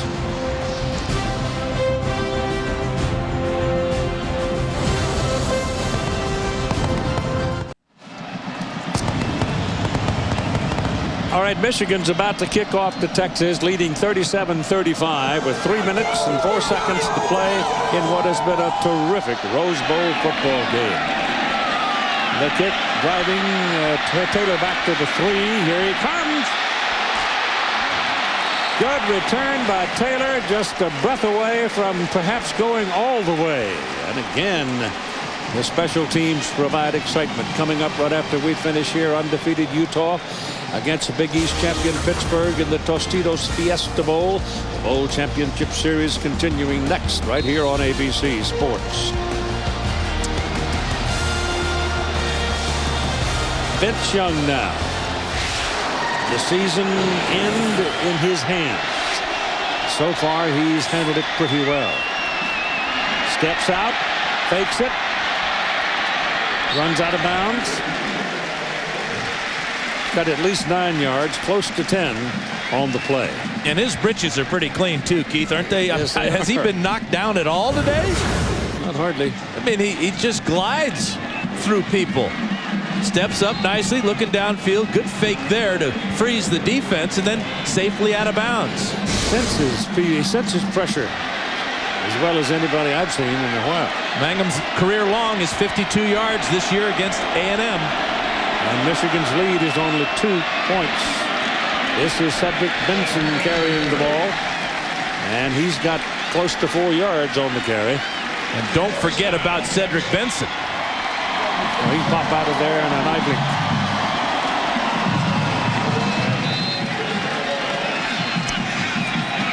.240. Texas has all 3 of its times up. Little short pass, just flipped ahead to Boscafe.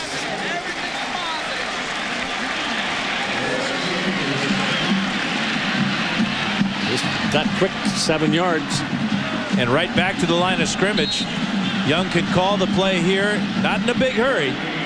Just let that clock keep rolling.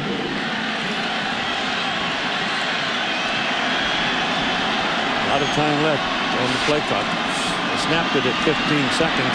This is Young keeping. And down to the 30-yard line. Marlon Jackson locked his legs and just hung on. Great tackle by Jackson, or that's touchdown number 5 for Vince Young.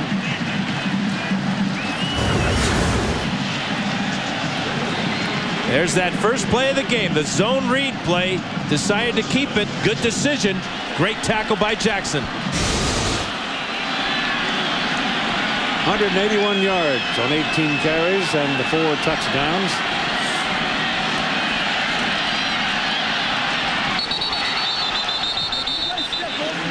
I'm waiting to see him bent backwards. Marlon Jackson again on that tackle. I think one time tonight they turned him upside down. Otherwise, he's been going toward the goal line. And he has his place kicker, Dusty Mangum, well within his range. Marlon Jackson came on the corner blitz that time. There's the tackle. The ball is down. Ground cannot cause that fumble. Good call. Timeout charge to Texas, taken by Texas. So they each have 2 now, with 1 minute and 29 seconds to play in the ball game. And right now, if I'm Texas, I just leave the ball in number 10's hands. A phenomenal performance by Vince Young. To capsulize for you, Dan, if I could for a moment, Vince Young, 5 touchdowns he's been responsible for. Chad Henne has 4 touchdown passes. Steve Preston, 315 all-purpose yards. Braylon Edwards, 3 touchdowns. And Garrett Rivas, 3 field goals. That ought to keep the water cooler humming. Well, and people say, well, who does he remind you of? Well, after this performance, he doesn't remind me of anybody. I've never seen anybody, running back, quarterback, wide receiver, take over, make the plays that Young has made today. That 315 yards by Preston is also a Rose Bowl record. All right, out of the shotgun with 3 wideouts. Keeps it middle of the field, and he's a yard or so short of the first down. And the clock runs. You know, when you have Vince Young in the backfield with Cedric Benson, you have 2 tailbacks. That was just a single wing play. Direct snap to Young in the shotgun. He's just going to take it off of left guard and almost pick up the first down. Under center now. Keeps it. Dives for the first down on 3rd down and a yard. And he looks like he's got it. He does have it. They'll make sure. Michigan defensive guys are probably huffing and puffing and say, we will measure it. That'll give them a chance to get a breath too. Well, you see Gabe Watson, hands on hips. Most of his teammates have their hands on their hips. That's an indication that they are winded, and they should be winded. They've been chasing number 10 all night long.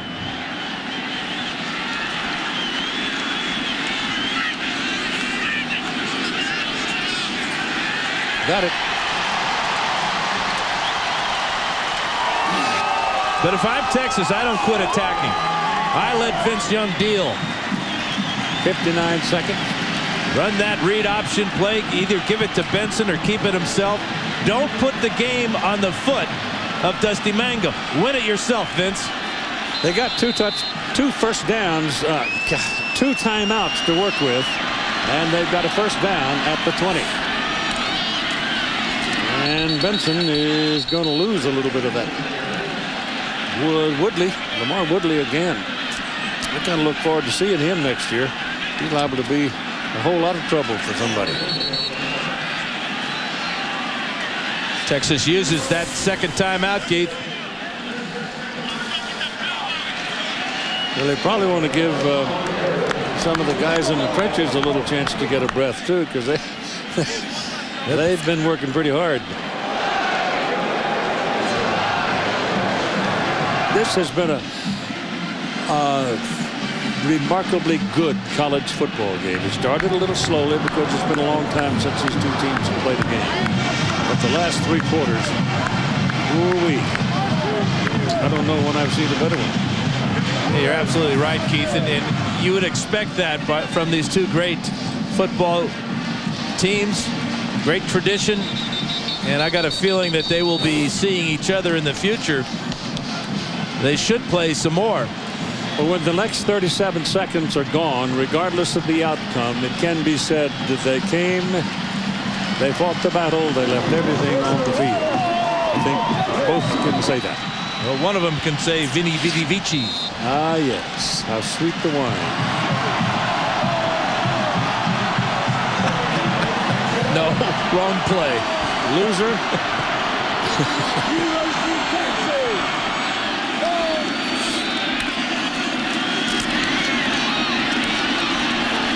That, folks, is rolling around in the mud and the blood and battling in the trenches. They were trying to get the ball in front of the goalpost. Yes, they were.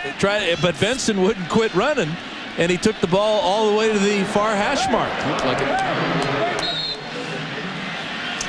I guarantee this next one will be a sneak or a move by Young to slide down that line of scrimmage to place the ball dead square in front. No, it won't either.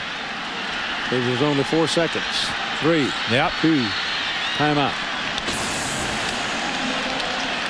That's the last. So now Dusty Mangum is going to have to jack it up from the far hash. But he swings the right leg. 10 of 14 on the year. You can see that he is well within his range here. But he has struggled a bit. 5 out of 9 there. Well, the coach is out there visiting, got him to laugh a little bit. That helps when you can laugh a little bit. And you know that Michigan is going to spin their timeouts right here to try to ice him a little. I'm not sure who it helps more, the coach or the kicker. Yeah, I agree. Sure, the coach feels a little better after a small smile, but yep. And also, I don't know about the icing or the attempt to get the pressure or increase the pressure. I don't know if the extra timeouts do that or not. You know what it does do, Keith, though? It gives your guys a chance to rest and to build up the energy necessary to get penetration and maybe get a block. Now they call a timeout just in the last second. That just is a mind game they're playing now with Dusty Mangum. Let him get in position, get ready to kick.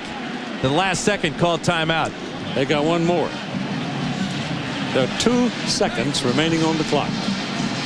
If he succeeds with the field goal, Texas goes to the lead and wins the game, 38-37. If he misses, Michigan wins 37-35. Fiesta Bowl, Tostitos Fiesta Bowl coming up right after this is over with Utah. Utah's got a landmark ball game themselves. They've intruded on the BCS party this year. It was a great season. And Pittsburgh, it's kind of ironic, you know, that Urban Meyer's leaving Utah to go to Florida, and Walt Harris is leaving Pittsburgh to go to Stanford. So I'm sure John Junker and his folks worked very hard to keep from getting that labeled the lame duck bowl. All right, here we come again. Michigan still got a timeout to drop on him, and they do it. Why not? Oh, Dusty might just take a little jog around the stadium to keep that leg warm because well, he looks pretty loose. Well, he's a kicker. They're all just a little bit loose. They're different. You know, what he's trying to do is visualize the snap, the hold, the kick. McGee goes over to talk to him. Probably been saving that joke all year for this moment. Keep him loose. I don't know. Dusty looks like he's pretty loose on his own. He'll be all right. Yeah, he's a senior. He's been here before. And he is here now. Now they can't stop the clock anymore. Here is the moment. Thousands of flashbulbs popping in the Rose Bowl as they try to record this play. This is for the win. Good. Texas wins.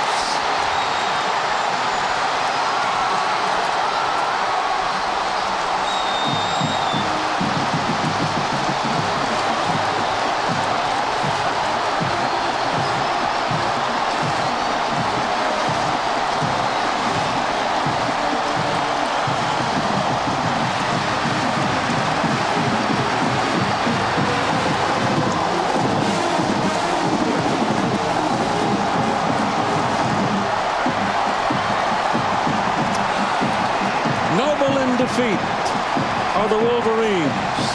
Joyous in victory are the Longhorns. Mack Brown said these people do not want to be the first Texas team to come to the Rose Bowl and lose.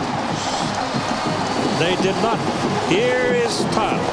Well, Keith, I like Gatorade, but I don't like it that much. Coach Mack Brown, you just got to bat. This must be phenomenal for you. Redemption. A lot of people thought you didn't belong here. You came, and you beat a fantastic Michigan team. Well, Todd, give Michigan credit. Keith said it on Wednesday to our team or Thursday. It's a shame that Texas and Michigan. Congratulations, Coach. That's the kind of class they are. What a great game. Give Michigan credit. Give our kids credit. They've come from behind and won all year. They believe, and it's a lot of fun. We've got some hard word to hand out to you, but congratulations. We'll see you up on the stage. Thanks, Keith, back up to you. See you there. All right. Congratulations to Mack Brown and his players. Congratulations to Lloyd Carr and his players. It was indeed a noble effort by both sides. A 37-yarder that goes about 38 yards for Dusty Mangum. Just enough, just inside the right upright. And go crazy, Texas. And once again, your final score. The Texas Longhorns 38, the Michigan Wolverines 37. Coming up, the BCS continuing as Utah meets Pittsburgh in the Tostitos Fiesta Bowl next on ABC Sports. We are pretty sure you enjoyed it. Happy New Year. Good night.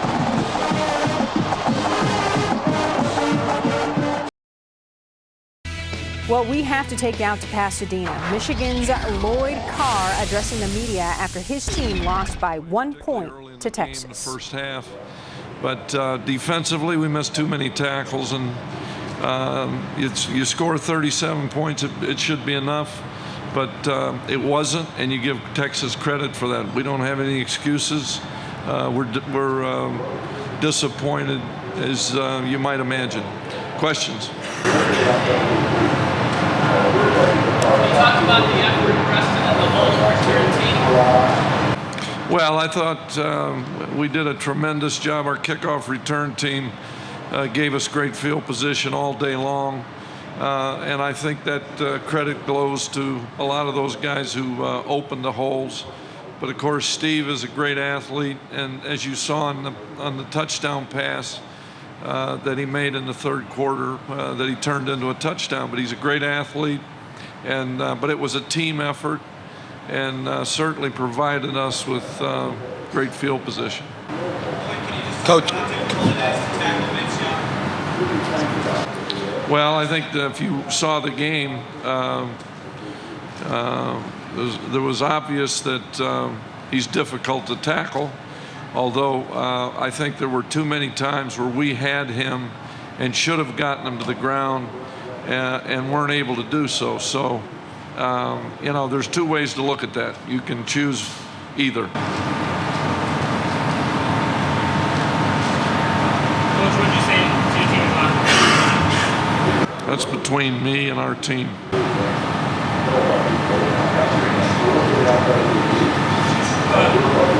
Thinking calling timeouts last minute, Have save time when you might get the ball back. No. And why not? Because we wanted to save them in case, you know, we got the ball back.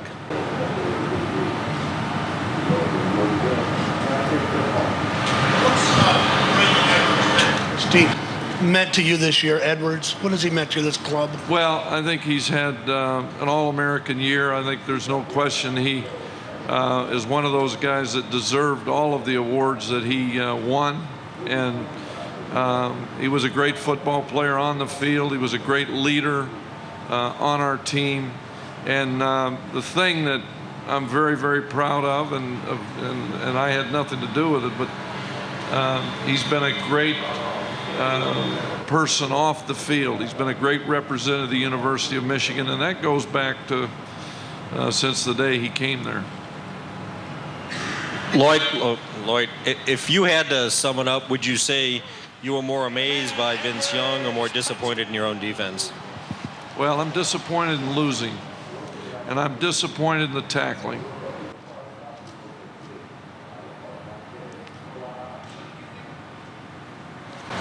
Did you think coming into the game that it would have a chance to be a shootout like this?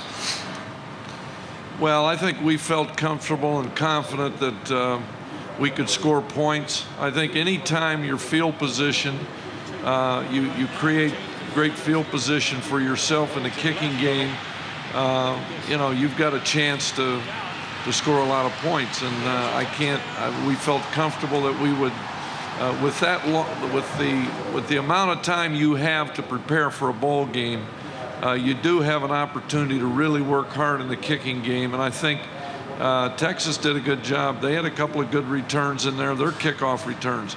So, but I do think that we felt like we could put points on the board. Yes. Coach, can you assess the performance of your freshmen, Henne and Hart, in this game? I can't. I didn't hear you. Performance of Henne and Hart as freshmen coming in and playing the way they did here? Well, I haven't seen any of the statistics yet, but you know, I think both of them played very well. When you consider they're two freshman kids, Michael Hart had one turnover this season. That's an amazing thing. Chad Henne came into this game a true freshman. I think he threw 4 touchdown passes. He had no interceptions. And so I think he gave his chance. He certainly gave his team a chance to win. I think both of them did. Or enjoyed the week in Pasadena and L.A. More than our staff and our players and our families and the Texas Longhorns.